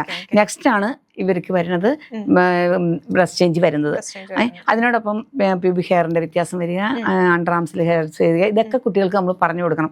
ഇതെല്ലാം നമ്മൾ കൗമാരപ്രായത്തിൽ കടക്കുമ്പോൾ ഹോർമോണൽ ചേഞ്ചസ് ആണ്, ബോഡിയിൽ വരുന്ന ചേഞ്ചസ് ആണ്. അപ്പോൾ ഈ ഹോർമോൺസിന്റെ പ്രവർത്തനം കൊണ്ടാണ് ഇതെല്ലാം വരുന്നതെന്നും ഇത് എല്ലാവർക്കും ഉള്ളതാണെന്നും അമ്മ ഇത് എങ്ങനെയാണ് മുമ്പോട്ട് വന്നതെന്നും അമ്മയ്ക്ക് ഇതെല്ലാം ഉണ്ടെന്നും പറയുമ്പം കുട്ടിക്ക് എൻ്റെ അമ്മയ്ക്ക് ഉണ്ടല്ലോ എന്നൊരു തോന്നൽ വരും. അപ്പൊ അറ്റാച്ച്മെന്റ് ആണ് അവിടെ വരുന്നത്. അപ്പൊ അമ്മയും കുട്ടിയുമായിട്ട് കൂടുതൽ അടുപ്പം വരികയാണ്. അപ്പൊ ഈ കുട്ടി എന്താ ചെയ്യുക, എന്ത് വ്യത്യാസം വന്നാലും എന്ത് ചേഞ്ചസ് അവൾക്ക് കണ്ടാലും അല്ലെങ്കിൽ മോന് കണ്ടാലും അവർ അമ്മയുടെ അടുത്ത് പറയും, അല്ലെങ്കിൽ അച്ഛനോട് പറയും. ആ പറയാനുള്ളൊരു സിറ്റുവേഷൻ അമ്മ ഉണ്ടാക്കി കൊടുക്കണം. കാരണം ഫ്രീഡം, അമ്മയോട് തുറന്ന് സംസാരിക്കാൻ, അല്ലെങ്കിൽ അച്ഛനോട് തുറന്ന് സംസാരിക്കാനായിട്ട് സ്വാതന്ത്ര്യം. ഇപ്പൊ ആൺകുട്ടികളാണെങ്കിൽ സാധാരണ കൂടുതൽ ചിലപ്പോൾ അച്ഛന്മാരോട് ആയിരിക്കും പറയുക. അതായത് ഇപ്പൊ പെൺകുട്ടികളെ സംബന്ധിച്ചാണെങ്കിൽ ഓർഗൻസ് വ്യത്യാസം വരുന്നതനുസരിച്ച് മെൻസസ് വരെ അവർക്ക് ഒത്തിരി ടെൻഷനുള്ളൊരു സമയമാണ്. ഈ ടെൻഷൻ വരാൻ കാരണം എന്ന് വെച്ചാൽ നമ്മൾക്ക് പഠിക്കേണ്ട ഒരു സമയം ആ കാലഘട്ടം കൂടി ഇതിനകത്ത് വന്നുപെടുക. അപ്പോൾ ഇതിനകത്ത് ഇതെല്ലാം കൂടെ വരുമ്പോഴുള്ള വ്യത്യാസം. പിന്നെ ആൺകുട്ടികളെ സംബന്ധിച്ചാണെങ്കിൽ അവരുടെ സെക്ഷൻ ഓർഗൻസ് എല്ലാം ഡെവലപ്പ് ആവുന്ന കാര്യങ്ങൾ പറഞ്ഞു കൊടുക്കാം, അവരുടെ ബോഡി ചേഞ്ചസ് പറഞ്ഞു കൊടുക്കാം. അവർക്ക് ഇതുപോലെ തന്നെ ഇപ്പം പെൺകുട്ടികൾക്ക് 8 വയസ്സാണെങ്കിൽ തുടങ്ങുന്നതെങ്കിൽ ആൺകുട്ടികളെ സംബന്ധിച്ച് 12-13 വയസ്സിലൊക്കെ ആയിരിക്കാം. ഇപ്പോൾ 12 വയസ്സ് തുടങ്ങുന്നുണ്ട്, 12-13 വയസ്സ് പറഞ്ഞാൽ അതും 21 വയസ്സ് വരെ പോകും. ഇനി എന്തുകൊണ്ടാണ് ഈ 8 വയസ്സ് 19 വയസ്സ് എന്ന് പറയുന്നത്? 8 വയസ്സ് നമ്മൾ ഉള്ളിലുള്ള ഓർഗൻ നേരത്തെ ഞാൻ പറഞ്ഞു, യൂട്രസിനെ കുറിച്ച് പറഞ്ഞു. ഈ യൂട്രസ് എന്ന് പറയുന്ന ഈ അവയവത്തിന് പൂർണ്ണ വളർച്ച എത്തണമെങ്കിൽ 19 വയസ്സാവണം. 19 വയസ്സിലാണ് അത് പൂർണ്ണ വളർച്ച എത്തുള്ളൂ. അതുകൊണ്ടാണ് ഈ കൗമാരപ്രായക്കാരുടെ ഏജ് ഗവൺമെന്റ് ഈ 10 വയസ്സ് തുടങ്ങി 19 വയസ്സ് വരെ തിരിച്ചിരിക്കുന്നത്. ഇപ്പൊ അത് പുറകോട്ട് വന്നു. ഭക്ഷണ രീതിയിലുള്ള വ്യത്യാസം കൊണ്ട്, സാഹചര്യങ്ങളിൽ വ്യത്യാസം വന്നു, ലൈഫ് സ്റ്റൈലിൽ വ്യത്യാസം വന്നതുകൊണ്ട് 8 വയസ്സിലേക്ക് വന്നുള്ളൂ. പിന്നെ ആൺകുട്ടികൾക്കുള്ള വ്യത്യാസം എന്ന് പറഞ്ഞാൽ അവർക്ക് വരുന്നത് ഡെവലപ്മെന്റിൽ വരുന്നവർക്ക് സൗണ്ട് ചേഞ്ചിങ് വരും, അതുപോലെ മീശ താടി അങ്ങനെയുള്ള ഇത് വളർച്ചകൾ വരും. അതുപോലെ തന്നെ അവർക്ക് മസിൽസിന് ഭയങ്കര റിജിഡ് ആവും അവര്. അപ്പൊ ഈ സെക്സ് എഡ്യൂക്കേഷന്റെ ക്ലാസ്സുകൾ നമ്മൾ കൊടുക്കുമ്പോൾ അതിന് ശേഷം ഇപ്പൊ മാമിനെ കാണാൻ വരുന്ന കുറച്ച് ആൾക്കാരുണ്ടാവും, കുട്ടികള്, അതിന് ഒരുപാട് അഭിപ്രായങ്ങള്, നിർദ്ദേശങ്ങള്, കുറെ കാര്യങ്ങൾ മനസ്സിലായി എന്നുള്ള കാര്യങ്ങള്, അതിനകത്തുനിന്ന് പറയാൻ പറ്റുന്ന കുറച്ച് എക്സ്പീരിയൻസ് ഒന്ന് ഷെയർ ചെയ്യാം. കുട്ടികൾ ചോദിക്കുന്ന കാര്യങ്ങളെന്ന് വെച്ചാൽ എനിക്ക് നല്ല രീതിയിൽ പഠിക്കണം എന്ന് ആഗ്രഹമുണ്ട്, അല്ലെങ്കിൽ ഈ കാര്യങ്ങളൊന്നും ഞങ്ങളുടെ അമ്മ ഞങ്ങൾക്ക് പറഞ്ഞു തന്നിട്ടില്ല. ഇപ്പൊ ഒരു മെൻസ്ട്രൽ പീരീഡിനെ കുറിച്ചോ അല്ലെങ്കിൽ എൻ്റെ ബോഡി ചേഞ്ചസിനെ കുറിച്ചോ, ഓരോ ചേഞ്ചസിന്റെ ഘട്ടത്തിൽ എനിക്ക് വരുന്ന മാറ്റങ്ങളെ കുറിച്ചൊന്നും എൻ്റെ കൂട്ടുകാരെ എനിക്ക് പറഞ്ഞു തന്നിരിക്കണേ, അല്ലെങ്കിൽ അയൽവക്കത്തെ ചേച്ചിമാരെ പറഞ്ഞു തന്നിരിക്കണേ, അല്ലെങ്കിൽ മോളെ നിന്റെ അമ്മ നീ പറഞ്ഞു തന്നിട്ടില്ലേ എന്ന് അവർ ചോദിക്കുമ്പോഴാണ് അമ്മയ്ക്ക് ഇത് അറിയാമെന്നുള്ള ഞാൻ അറിയുന്നത് തന്നെ. അങ്ങനെയുള്ള ഒരു കാര്യം എനിക്ക് എൻ്റെ വീട്ടിൽ നിന്ന് കിട്ടിയിട്ടില്ല. പിന്നെ വീട്ടിലെ സാഹചര്യം എന്ന് പറഞ്ഞാൽ അങ്ങനെ അല്ല എന്ന് മക്കൾ പറയും. ആ മക്കൾ പറയുന്നത് എന്താ വെച്ചാൽ ചിലപ്പോൾ അച്ഛൻ ഡ്രങ്ക് കഴിച്ചു വരുന്ന അച്ഛനായിരിക്കാം. അപ്പൊ കുട്ടിക്ക് പഠിക്കാനുള്ള സാഹചര്യം വീട്ടിലുണ്ടാവില്ല. ഇപ്പൊ രാത്രി വൈകുന്നേരം ജോലിയൊക്കെ കഴിഞ്ഞ് കിട്ടുന്ന പൈസ അച്ഛൻ കഴിച്ചിട്ട് വരും. വീട്ടിലെ കാര്യങ്ങളെല്ലാം അമ്മ പണിക്ക് പോകുന്നുണ്ട്, അമ്മയുടെ പൈസ കൊണ്ട് ഞങ്ങളുടെ കാര്യങ്ങളൊക്കെ അമ്മ നടത്തും. അച്ഛൻ അപ്പോഴും വീട്ടിൽ പൈസ ചെലവാക്കുന്നില്ല. അങ്ങനെ വരുമ്പം അച്ഛൻ വരണ സമയമാകുമ്പോഴത്തേക്കും ഞങ്ങൾ കിടന്നുറങ്ങും പേടിച്ചിട്ട്. കുട്ടികൾ പറയുന്നുണ്ട്, വന്ന് ഞങ്ങൾ പേടിച്ചിട്ട് കിടന്നുറങ്ങും. കാരണം അച്ഛനായിട്ട് ഞങ്ങൾക്ക് സംസാരിക്കാനായിട്ട് പേടിയാണ്. കാരണം അച്ഛൻ കഴിച്ചു വന്നു കഴിഞ്ഞാൽ പൈസയുടെ കാര്യം ഇന്ന് നിങ്ങൾ കുടിച്ചിട്ട് വന്നോ എന്ന് അമ്മ ചോദിക്കുന്ന ഞങ്ങൾ കേൾക്കുമ്പോൾ ഞങ്ങൾക്കത് വിഷമാണ്. അപ്പൊ അമ്മേനെ ഉപദ്രവിക്കുന്ന സ്വഭാവം അച്ഛൻ എടുക്കണം. അങ്ങനെ കുടുംബത്തിൽ ഒത്തിരി പ്രശ്നങ്ങളിൽ ഞങ്ങൾ പഠിച്ചു വരുമ്പോൾ ഞങ്ങളുടെ സാഹചര്യങ്ങൾ കൊണ്ട് ഒരുപാട് ഞങ്ങൾക്ക് കാര്യങ്ങൾ ഒന്നും ചെയ്യാൻ പറ്റാത്തൊരവസ്ഥ വരുന്നുണ്ട്, കുറേ പേര് പറയും. പിന്നെ കുട്ടികൾ പറയാറുണ്ട്, ഇതൊക്കെ ഞങ്ങൾക്ക് നേരത്തെ പറഞ്ഞു തന്നിരുന്നെങ്കിൽ ഞങ്ങൾക്ക് കുറേ കാര്യങ്ങളൊക്കെ അറിയായിരുന്നു, അമ്മ ഒന്നും പറഞ്ഞു തരുന്നില്ല. അമ്മ എന്തുകൊണ്ട് പറഞ്ഞു കൊടുക്കുന്നില്ല? ശരിക്കും അമ്മമാരുടെ മാത്രം ഉത്തരവാദിത്വം അല്ല, ഒരിക്കലും അല്ല, അച്ഛന്മാരുടെയും കൂടി. പക്ഷെ ഒരു കുട്ടി മെൻസസ് ആവുന്നതിനെ കുറിച്ചോ അവളുടെ ബോഡി ഡെവലപ്മെന്റിനെ കുറിച്ചോ ബോഡിയിൽ വരുന്ന ചേഞ്ചസിനെ കുറിച്ചോ ഒരു അമ്മ പറഞ്ഞു കൊടുക്കുന്നവർ എത്ര വന്നാലും അച്ഛൻ പറഞ്ഞു കൊടുത്താൽ ആവില്ല. പക്ഷെ ഒരു ആൺകുട്ടി അച്ഛൻ ചേർത്ത് പിടിക്കുകയും ചെയ്യാം, പറഞ്ഞു കൊടുക്കുകയും ചെയ്യാം. പക്ഷെ പെൺകുട്ടിക്ക് എപ്പോഴും അമ്മമാരുണ്ടെങ്കിൽ അമ്മ പറഞ്ഞു കൊടുക്കുന്നതായിരിക്കും കുറച്ചുകൂടി നല്ലത്. കാരണം അച്ഛന്മാർക്ക് മടിയുണ്ടാവും, കാര്യങ്ങളെല്ലാം അറിയാമെങ്കിലും മടിയുണ്ടാവും, പറഞ്ഞു കൊടുക്കില്ല. പിന്നെ നമ്മൾ നോക്കുകയാണെന്നുണ്ടെങ്കിൽ ഇപ്പൊ നമ്മുടെ കേരളത്തിന്റെ ഒരു ഹിസ്റ്ററി നോക്കുകയാണെങ്കിൽ ലൈംഗിക അതിക്രമങ്ങളുടെ എണ്ണം ഡേ ബൈ ഡേ കയറിക്കൊണ്ടിരിക്കുകയാണ്. പിഞ്ചു കുഞ്ഞുങ്ങളെ വരെ സെക്ഷൽ അബ്യൂസ് ചെയ്യുന്ന ആളുകൾ, ലൈംഗിക അതിക്രമങ്ങൾ കൂടിക്കൊണ്ടിരിക്കുന്നു. എനിക്ക് ചോദിക്കാനുള്ള ഒരു ചോദ്യം, എനിക്കറിയില്ല ഇങ്ങനൊരു ചോദ്യം ആരെങ്കിലും ചോദിച്ചിട്ടുണ്ടോന്ന്. ഒരു വ്യക്തി ഒരു പെൺകുട്ടിയെ മോശമായിട്ട് മിസ്യൂസ് ചെയ്യുന്നു, അത് ഏത് ഏജ് വേണമെങ്കിലും ആയിക്കോട്ടെ. അപ്പോൾ അങ്ങനത്തെ ഒരു മെന്റാലിറ്റി ശരിക്കും എങ്ങനെയാണ് അയാൾക്ക് ഡെവലപ്പ് ആവുന്നത് എന്നുള്ളത് ആരും ചിന്തിക്കാറില്ല. എപ്പോഴും അല്ലെങ്കിൽ ഇര എന്നിപ്പോൾ നമ്മൾ സംസാരിക്കാറില്ല, അതിജീവിത എന്നുള്ള രീതിയിൽ നമ്മൾ ആ സെക്ഷൽ അബ്യൂസ് ആയ കുട്ടീനെ നമ്മൾ വിശേഷിപ്പിക്കും. മറ്റേ ഓപ്പോസിറ്റ് സൈഡിൽ ഈ അതിക്രമം നടത്തിയ ആളെ വിചാരണ ചെയ്യുന്നുണ്ട്, എല്ലാം ചെയ്യുന്നുണ്ട്. പക്ഷെ നമ്മുടെ സൊസൈറ്റി അയാളെ കാണുന്നത് അയാൾ അങ്ങനെ ഒരു കൃത്യം ചെയ്തു. പക്ഷെ എന്തുകൊണ്ട് നമ്മുടെ പാരൻസിന്റെ ഒരു വളർത്തുദോഷം എന്നുള്ള രീതിയിൽ പറയുന്ന ആളുകളുണ്ട്. ജനറ്റിക്കൽ ക്യാരക്ടറാണ് ഇയാളെ കൊണ്ട് ഇത് ചെയ്യിച്ചതെന്ന് പറയുന്നുണ്ട്. അറ്റ് ദ സെയിം ടൈം നമ്മുടെ സൊസൈറ്റിക്കും ഇതിനൊരു പങ്കുണ്ട്. അതിനെ എങ്ങനെയാണ് നോക്കിക്കാണുന്നത്? ജനറ്റിക്കൽ എന്ന് പറഞ്ഞാൽ ഒരു പരിധിവരെ ഉണ്ടാവാം. അയാൾ വളർന്നു വരുന്ന സാഹചര്യവും ഉണ്ടാവാം. പക്ഷെ ഇന്നത്തെ തലമുറയിൽ ഇത്രയും കൂടുതൽ കാണുന്നത് സാഹചര്യമാണ്. സാഹചര്യം എന്ന് പറഞ്ഞാൽ ഇന്ന് സമൂഹത്തിൽ ജനങ്ങൾ എന്തൊക്കെയാ കിട്ടുക, എന്തൊക്കെ എവിടെ നിന്നൊക്കെ എന്താ ചെയ്യാന്ന് പറയാൻ പറ്റാത്തൊരവസ്ഥ. കാരണം വെച്ചാൽ അവരെന്തൊക്കെ ഉപയോഗിക്കുക. കാരണം ഇന്ന് ലഹരിയുടെ ഒരു ഉപയോഗം വല്ലാണ്ട് അതിക്രമിച്ചിരിക്കുന്ന സമയം. ഇത് പണ്ടൊക്കെ ഇത്തിരി മദ്യം കഴിക്കുക, അല്ലെങ്കിൽ മലയാളത്തിൽ പറഞ്ഞാൽ കള്ളു കുടിക്കുക എന്ന് പറഞ്ഞാൽ അത് കുറച്ചു നേരം കഴിച്ചു, അവരിത്തിരി നേരം ഇങ്ങനെ നടന്നു, വല്ലയിടത്തും കിടന്നുറങ്ങിയ പരിപാടി തീർന്നു. പക്ഷെ അവർക്ക് മനസ്സിൽ ബോധമുണ്ട്. അവർക്ക് ആ കുറച്ച് നേരത്തെ പ്രശ്നം മാത്രമേ ഉള്ളൂ, കുറച്ച് നേരത്തേക്കുള്ളൊരു പ്രശ്നമേ ഉള്ളൂ. പിന്നെ അവരുടെ ലോകത്ത് അവർ വിട്ടു പോന്നു കഴിഞ്ഞാൽ അവർക്ക് കുടുംബമായി. പക്ഷെ ഇന്നതല്ല. ഇന്ന് മാർക്കറ്റിൽ കിട്ടുന്ന സാധനങ്ങൾ എന്ന് പറഞ്ഞാൽ എന്തൊക്കെയാണെന്നുള്ളത് നമുക്ക് പേരെടുത്ത് പറയാനായിട്ട് ബുദ്ധിമുട്ടുണ്ട്. കാരണം ഒരുപാട് ഐറ്റംസാ ഒന്നൊന്നിന് പുറകെ വന്നുകൊണ്ടിരിക്കുക, കണ്ടുപിടിച്ചുകൊണ്ടിരിക്കുക. അതിനുള്ള സാഹചര്യം നമ്മുടെ കേരളത്തിൽ വന്നു കഴിഞ്ഞു. ആ കേരളത്തിൽ വന്നപ്പോൾ കുട്ടികൾ, പഠിക്കാൻ പോകുന്ന കുട്ടികൾ, അല്ലെങ്കിൽ വീടിന് പുറത്തേക്ക് ഇറങ്ങുന്ന കുട്ടികൾ, പ്രായമായവരുൾപ്പെടെ ഉപയോഗിക്കുന്ന സാധനങ്ങൾ ശരിക്കും ലിമിറ്റേഷനിൽ നിന്ന് വിട്ടുപോയി. അങ്ങനെ വരുമ്പോൾ ഇവർ നോർമൽ അല്ലാത്തൊരവസ്ഥയിലേക്ക് ഇവരുടെ ബ്രെയിൻ വരെ വർക്ക് ചെയ്യുക. കംപ്ലീറ്റ്ലി അതൊരു ഡ്രഗ്സിന്റെ മാത്രമാണെന്ന് നമുക്ക് പറയാൻ പറ്റും. പാരന്റിങ്ങിന് അതിനകത്ത് എന്ത് പങ്കാണോ ഉള്ളത്? ശരിക്കും കുടുംബത്തിൽ നിന്നാണ് എല്ലാം തുടങ്ങുന്നതെന്ന് പറയുന്നുണ്ട്. അപ്പോൾ സമൂഹത്തിൽ ഇങ്ങനെ ഒരാൾ ഒരു കുറ്റകൃത്യം ചെയ്യുന്നു, അല്ലെങ്കിൽ ഒരു കുട്ടിയെ ക്രൂരമായി പീഡിപ്പിക്കുന്നു, മർദ്ദിക്കുന്നു, ഏതെങ്കിലും രീതിയിലുള്ള സെക്ഷൽ ആക്ടിവിറ്റി ചെയ്യുന്നു. അപ്പോൾ അയാളുടെ ഒരു ഡെവലപ്മെന്റ് സ്റ്റേജിൽ കുടുംബം വഹിക്കേണ്ട പങ്കിൽ അവർ പരാജയപ്പെട്ടു എന്ന് തന്നെയല്ലേ നമുക്ക് പറയാൻ പറ്റുള്ളൂ ഒരു പരിധി വരെ. അത് ചെയ്യണമെന്നുവെച്ചിട്ടുണ്ടെങ്കിൽ നമ്മളൊരു കുട്ടിക്ക് ജന്മം കൊടുത്തു കഴിഞ്ഞാൽ കുട്ടി അറിവാവുന്നതനുസരിച്ച് പേരൻസിനുള്ള ഏറ്റവും വലിയ ഉത്തരവാദിത്വം ആസ് എ ഫ്രണ്ട്, ഏറ്റവും നല്ലൊരു ഫ്രണ്ടായിട്ട് മക്കളെ കാണുക, ഏറ്റവും നല്ല ഫ്രണ്ടായിട്ട്. അപ്പോൾ നമ്മൾക്കറിയാം, നമ്മൾ എല്ലാ കാര്യങ്ങളും ഷെയർ ചെയ്യുന്ന ആരോടായിരിക്കാം? വീട്ടിലെ അച്ഛനും അമ്മയും സ്വാതന്ത്ര്യം തന്നില്ല, ഫ്രണ്ട്സിനോടായിരിക്കാം, അല്ലേ? അപ്പോൾ അങ്ങനത്തെ ഒരു അവസ്ഥ വരുമ്പോൾ നമ്മൾ ഏറ്റവും ആദ്യം ചെന്ന് എന്ത് രഹസ്യങ്ങളും പറയുന്നത് ആരുടെ അടുത്തായിരിക്കാം? ഫ്രണ്ടിൻ്റെ ഫ്രണ്ട്സിനോടായിരിക്കാം. കാരണം അവിടെ നിന്ന് നമുക്ക് ചിലപ്പോൾ നല്ലതായിരിക്കാം, ചിലപ്പോൾ മോശമായിരിക്കാം. കിട്ടുന്ന ഒരു സപ്പോർട്ടും ഈ പറഞ്ഞവര് കിട്ടുന്നുണ്ടാവില്ല. ഫ്രണ്ട്സിന്റെ അവർക്കൊരു സപ്പോർട്ട് കിട്ടുന്നുണ്ട്, ഫുൾ സപ്പോർട്ട് ഫ്രണ്ട്സിൽ നിന്നായിരിക്കും കിട്ടുക. അപ്പോൾ ഫ്രണ്ട്സിനോട് പറഞ്ഞു കഴിഞ്ഞാൽ എനിക്ക് അവിടെ എന്തെങ്കിലും ഒരു മറുപടി കിട്ടും, അല്ലെങ്കിൽ എന്നെ ചേർത്ത് പിടിക്കാൻ എനിക്ക് എൻ്റെ ഫ്രണ്ട് ഉണ്ട്, എനിക്ക് എന്തെങ്കിലും കാര്യം രഹസ്യം പറഞ്ഞാൽ മറ്റുള്ളവരോട് പറയില്ല.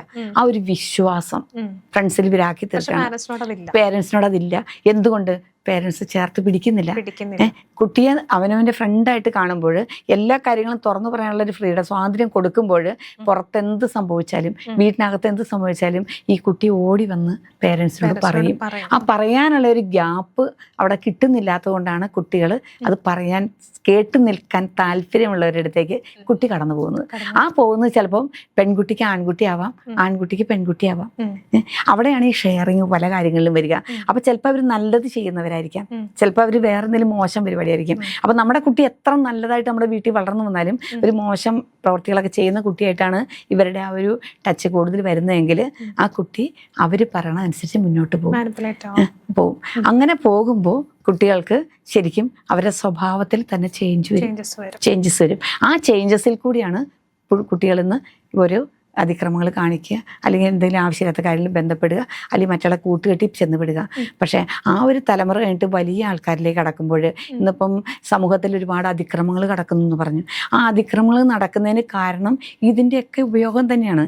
പണ്ടിത്തിരി കള്ളു കുടിച്ചു കഴിഞ്ഞാൽ നമുക്കറിയാം, ആ വരുന്ന ആൾ കള്ളു കുടിച്ചിട്ടാണ് വരണേ, കാരണം ഒന്ന് ആടിപ്പാടിയാ വരിക, നമുക്ക് സമൂഹത്തിന് മനസ്സിലാവും. പക്ഷെ ഇന്ന് ഉപയോഗിക്കുന്ന സാധനങ്ങൾ, ഒരു ലഹരി വെച്ചാൽ കഞ്ചാവ് ഉപയോഗിക്കണേ, നമുക്കറിയാം അതിൽ കഞ്ചാവ് വലിച്ചേക്കണേ, കാരണം സ്മെല്ലുണ്ട്. കാരണം നമുക്ക് ആ ഒരു പുക പോകുമ്പോഴോ അല്ലെങ്കിൽ വരുമ്പോഴോ അടുത്ത് വരുമ്പോൾ സംസാരിക്കുമ്പോഴേ അറിയാം ഇയാൾ ഇന്ന സാധനം ഉപയോഗിച്ചിട്ടുണ്ട് ആ സ്മെല്ല് വരുമ്പോൾ. പക്ഷേ ഇന്ന് അതിനെയും മറികടന്ന് ഒരു സ്മെല്ലോ അല്ലെങ്കിൽ ഇത് ഉപയോഗിച്ചിട്ടൊന്നും മനസ്സിലാവാത്ത സാധനങ്ങളാണ് നമ്മൾ ഉപയോഗിക്കുന്നത്. ഇപ്പോൾ MDMA ഉപയോഗിക്കുന്നു, എല്ലാവർക്കും അറിയാവുന്ന കാര്യമാണ്. ഇതൊന്നും നമുക്ക് ശരിക്കും വിഷ്വലി നമുക്ക് കാണാൻ പറ്റില്ല എന്താ സംഭവം എന്നുള്ളത്. പക്ഷെ അവരുടെ പ്രവൃത്തിയിൽ വരുന്നതെല്ലാം അവർ സ്വയബോധത്തോടെ ആയിരിക്കില്ല. അവിടെയാണ് അതിക്രമങ്ങൾ നടന്നു പോകുന്നത്. നമ്മൾ പണ്ടൊക്കെ പറയാറുണ്ട്, ഇപ്പോൾ ഒരു പെൺകുട്ടി ജനിച്ചാൽ ഈ നമ്മുടെ സൊസൈറ്റിയിൽ ജീവിക്കാൻ, വളർത്താൻ പാടാണ്. കാരണം പെൺകുട്ടികൾ സേഫ് അല്ലാന്ന്. പക്ഷെ ഇന്ന് പെൺകുട്ടികൾ മാത്രമല്ല, ആൺകുട്ടികളും സേഫ് അല്ല. പല രീതിയിലുള്ള സെക്ഷൽ അബ്യൂസുകൾക്ക് അവർ വിധേയരാവുന്നുണ്ട്. കുഞ്ഞുനാളെ മുതൽ ഒരു അമ്മ അല്ലെങ്കിൽ ഒരു അച്ഛൻ പറഞ്ഞു കൊടുക്കുന്നത്, മോനെ അറിയാത്ത ആൾക്കാരുടെ അടുത്ത് പോകരുത്, സ്ട്രേഞ്ചേഴ്സ് ആർ ഡേഞ്ചേഴ്സ് എന്ന് പറഞ്ഞു കൊടുക്കുന്ന ആളുകൾക്ക് തന്നെ ഫാമിലി മെമ്പേഴ്സിനെ കൊണ്ട് പ്രശ്നങ്ങൾ ഉണ്ടാവുന്നുണ്ട്. ഒത്തിരി കേൾക്കുന്നുണ്ട് നമ്മൾ, വാർത്തകളൊക്കെ ഞെട്ടുന്നതാണ്. അതായത് വീട്ടില് ഏതെങ്കിലും ഒരു ഫാമിലി റിലേഷനിൽ പെട്ടുന്ന ആളുകൾ ഇങ്ങനെ അബ്യൂസ് ചെയ്യുന്ന കുട്ടികളെ. അപ്പോൾ അങ്ങനത്തെ സിറ്റുവേഷൻ ഒഴിവാക്കാനായിട്ട് എന്താ നമ്മൾ ശരിക്കും ചെയ്യേണ്ടത്? കുട്ടിയെ അവെയർ ആക്കുക. കാരണം നമ്മൾ കുട്ടിക്ക് പറഞ്ഞു കൊടുക്കേണ്ട കാര്യങ്ങൾ കുട്ടിക്ക് പറഞ്ഞു കൊടുക്കുക.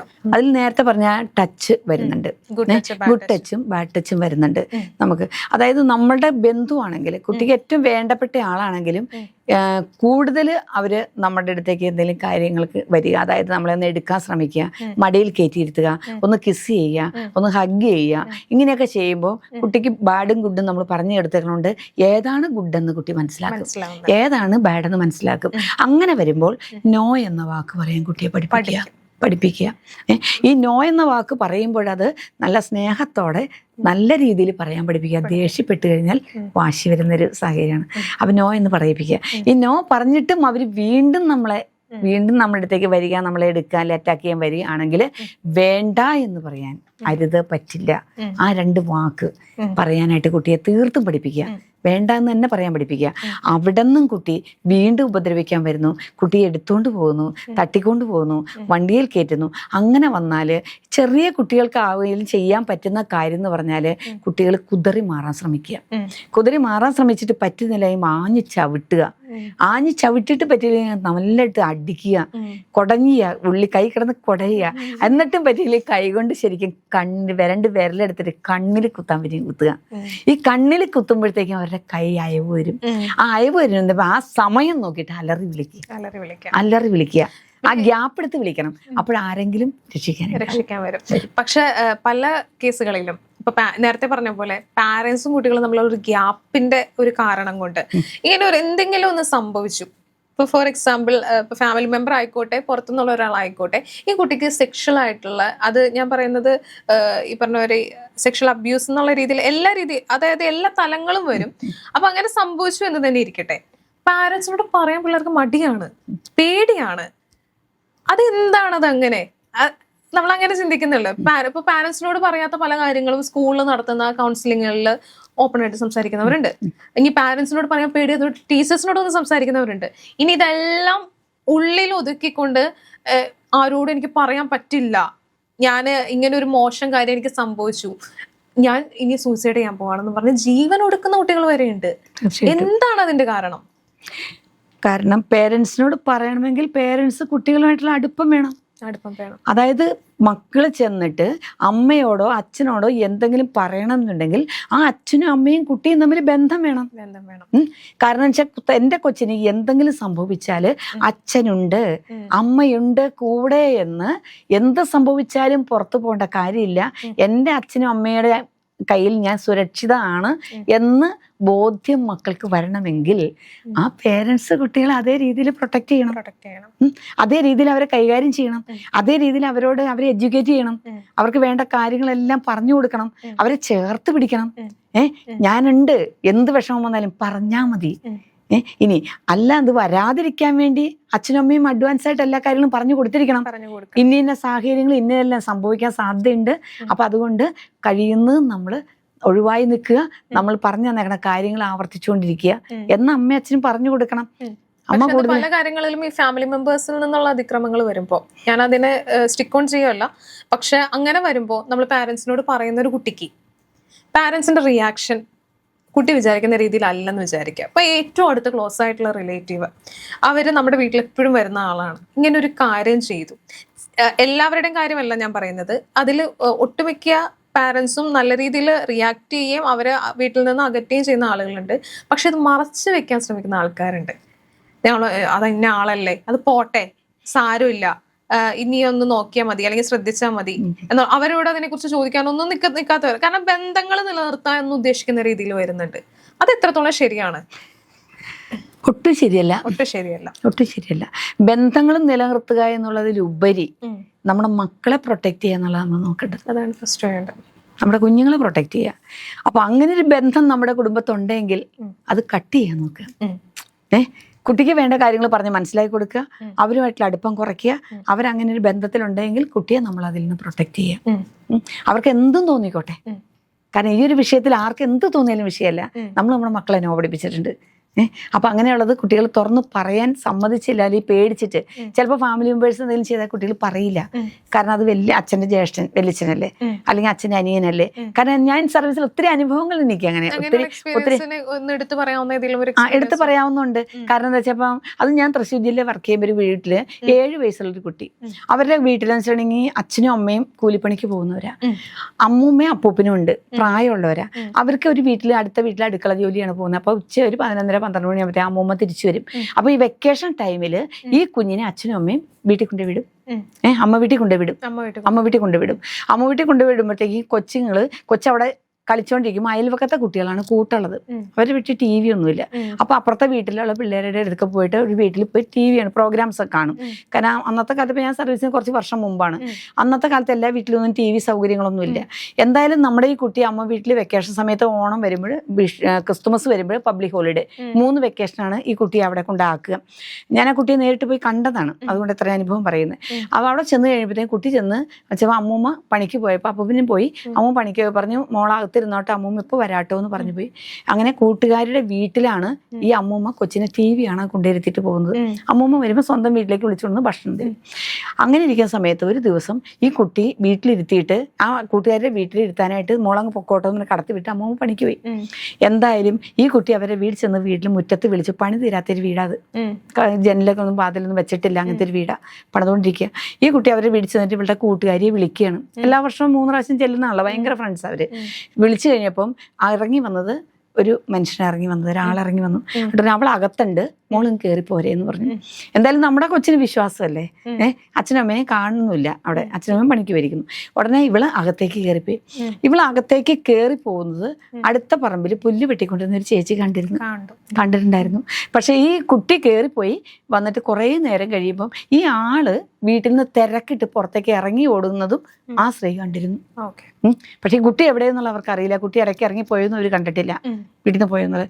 എന്തായാലും ഈ കുട്ടിയുടെ അച്ഛനും അമ്മയും ഗുരുവായൂർ അമ്പലത്തിൽ പോയിരിക്കായിരുന്നു. ഗുരുവായൂർ ഉച്ചയ്ക്ക് ഒരു ട്രെയിൻ ഉണ്ട്, അതിന് വീട്ടിൽ വന്ന് കുട്ടിയെ വിളിക്കുമ്പോൾ കുട്ടിയില്ല. വിളിച്ചകത്ത് കയറി അടുത്ത വീട്ടിൽ ചെന്ന് നോക്കുമ്പോൾ കുട്ടി വീട്ടിൽ മരിച്ചു കിടക്കുക. ഈ കുട്ടി വീട്ടിൽ മരിച്ചു കിടക്കുക.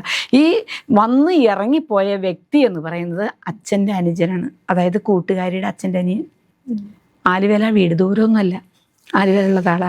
കാരണം തൃശ്ശൂരാണ് സംഭവം നടന്നിരിക്കുന്നത്. കാരണം ഞാൻ നേരിട്ട് ആ ഫാമിലിയെ മൊത്തം എനിക്കറിയാം. അപ്പോൾ എന്തായാലും ഈ കൂട്ടുകാരിയുടെ അച്ഛനും അമ്മയും സ്ഥലത്തില്ലാത്തപ്പം അച്ഛനും അനിയൻ വീട്ടിൽ വന്നപ്പം യാദൃശ്ചികമായി കുട്ടിയെ കണ്ടപ്പോൾ, 7 വയസ്സുള്ള കുട്ടിയെ വെച്ചാൽ നല്ല പ്രായമാണ്.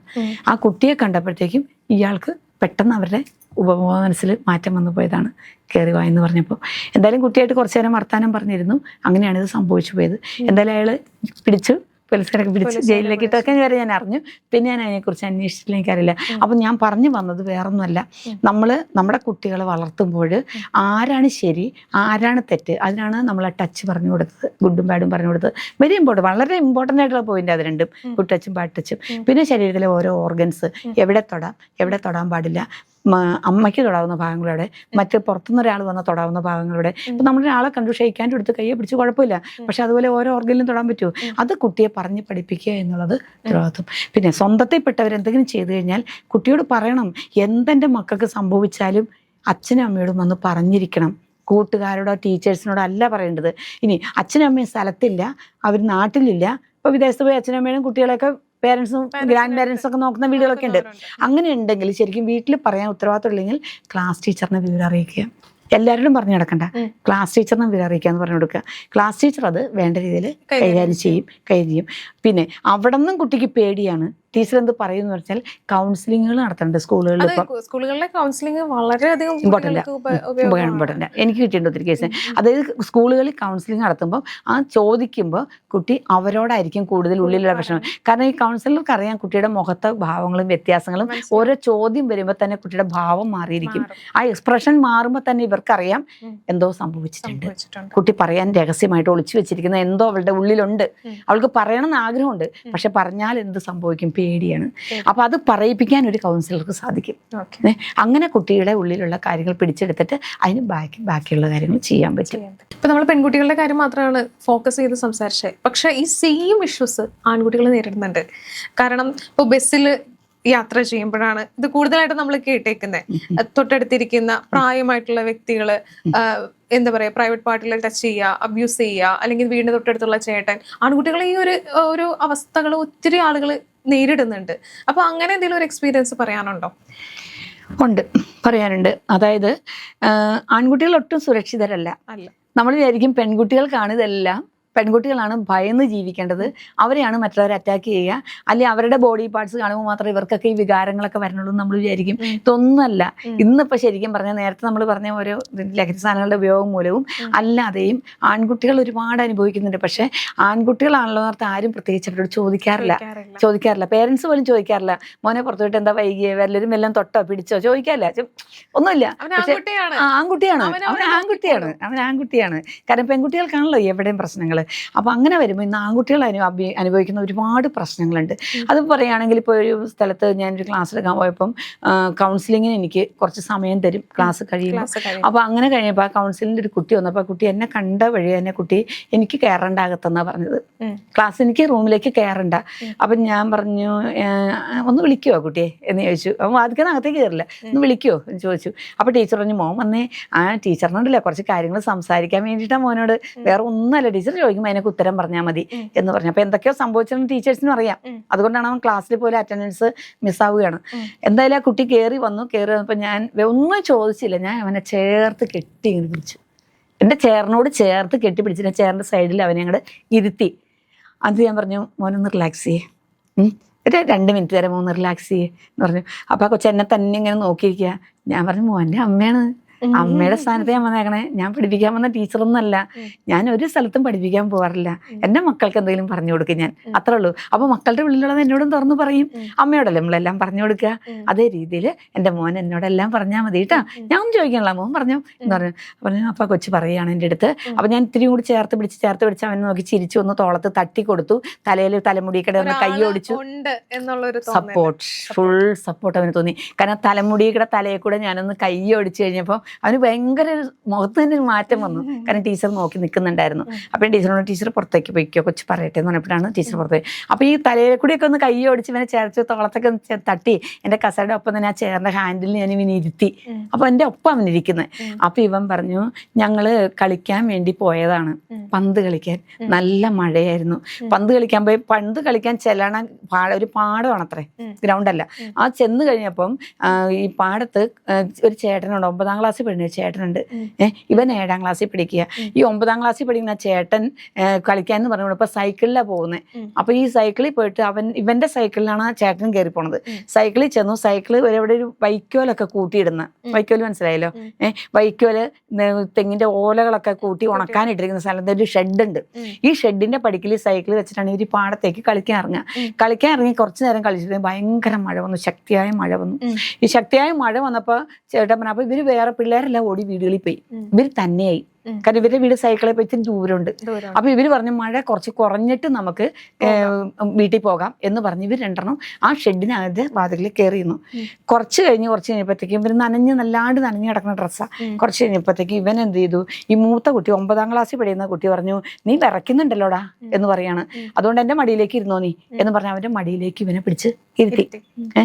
ഈ 9ാം ക്ലാസ്സിൽ പഠിക്കണവൻ മടിയിലിരുത്തി. കുറച്ച് കഴിഞ്ഞപ്പം ഇവനോട് പറഞ്ഞു നമുക്കൊരു പണി, ഡ്രസ്സ് ഊരി പിഴിഞ്ഞിടാം, നിന്റെ ഡ്രസ്സ് ഇപ്പം എൻ്റെ മടിയിരിക്കുമ്പോൾ എൻ്റെ ഡ്രസ്സും കൂടെ കൂടുതൽ നനഞ്ഞിക്കണ പോലെ വരെ വെള്ളം ഊർന്നു പോകും, നമുക്ക് ഡ്രസ്സ് ഊരിടാന്ന് പറഞ്ഞു. അത് ഈ കുഞ്ഞിൻ്റെ അത് 7ാം ക്ലാസ്സിൽ പഠിക്കുന്നവൻ്റെ ഷർട്ട് ഈ അവനെ കൊണ്ട് തന്നെ ഊരിച്ചിട്ട് അവന് ഊരി പിഴിഞ്ഞിട്ട് അവിടെ ഓലയിൽ തൂക്കിയിട്ടു. അപ്പൊ ഇവനെ ചെയ്തു, ഇവനൊരു ബനീനായിട്ടിരുന്നേ, ആ ബനീൻ ഊരി ഇവനും പിഴിഞ്ഞിട്ടു. ചുരുക്കി പറഞ്ഞു കഴിഞ്ഞാൽ ഇവര് മുണ്ടും ഇവൻ പിഴിഞ്ഞ് ഊരിയിട്ടു. ഈ പയ്യനെ കൊണ്ട് ട്രൗസർ ഊരിയെടുപ്പിച്ചു. ട്രൗസർ വെച്ച് പിഴിഞ്ഞിട്ട് ഉണങ്ങാൻ വേണ്ടി. 2 ആൺകുട്ടികളാണല്ലോ, വേറെ പ്രശ്നമൊന്നുമില്ല, 7ലും 9ലും വേണം, കൊച്ചു പിള്ളേരാണ്, അത്രയാണ് നമ്മൾ കാണുന്നുള്ളൂ. പക്ഷെ ഇവന്റെ ഉദ്ദേശം അതോടുകൂടി മാറിപ്പോയി.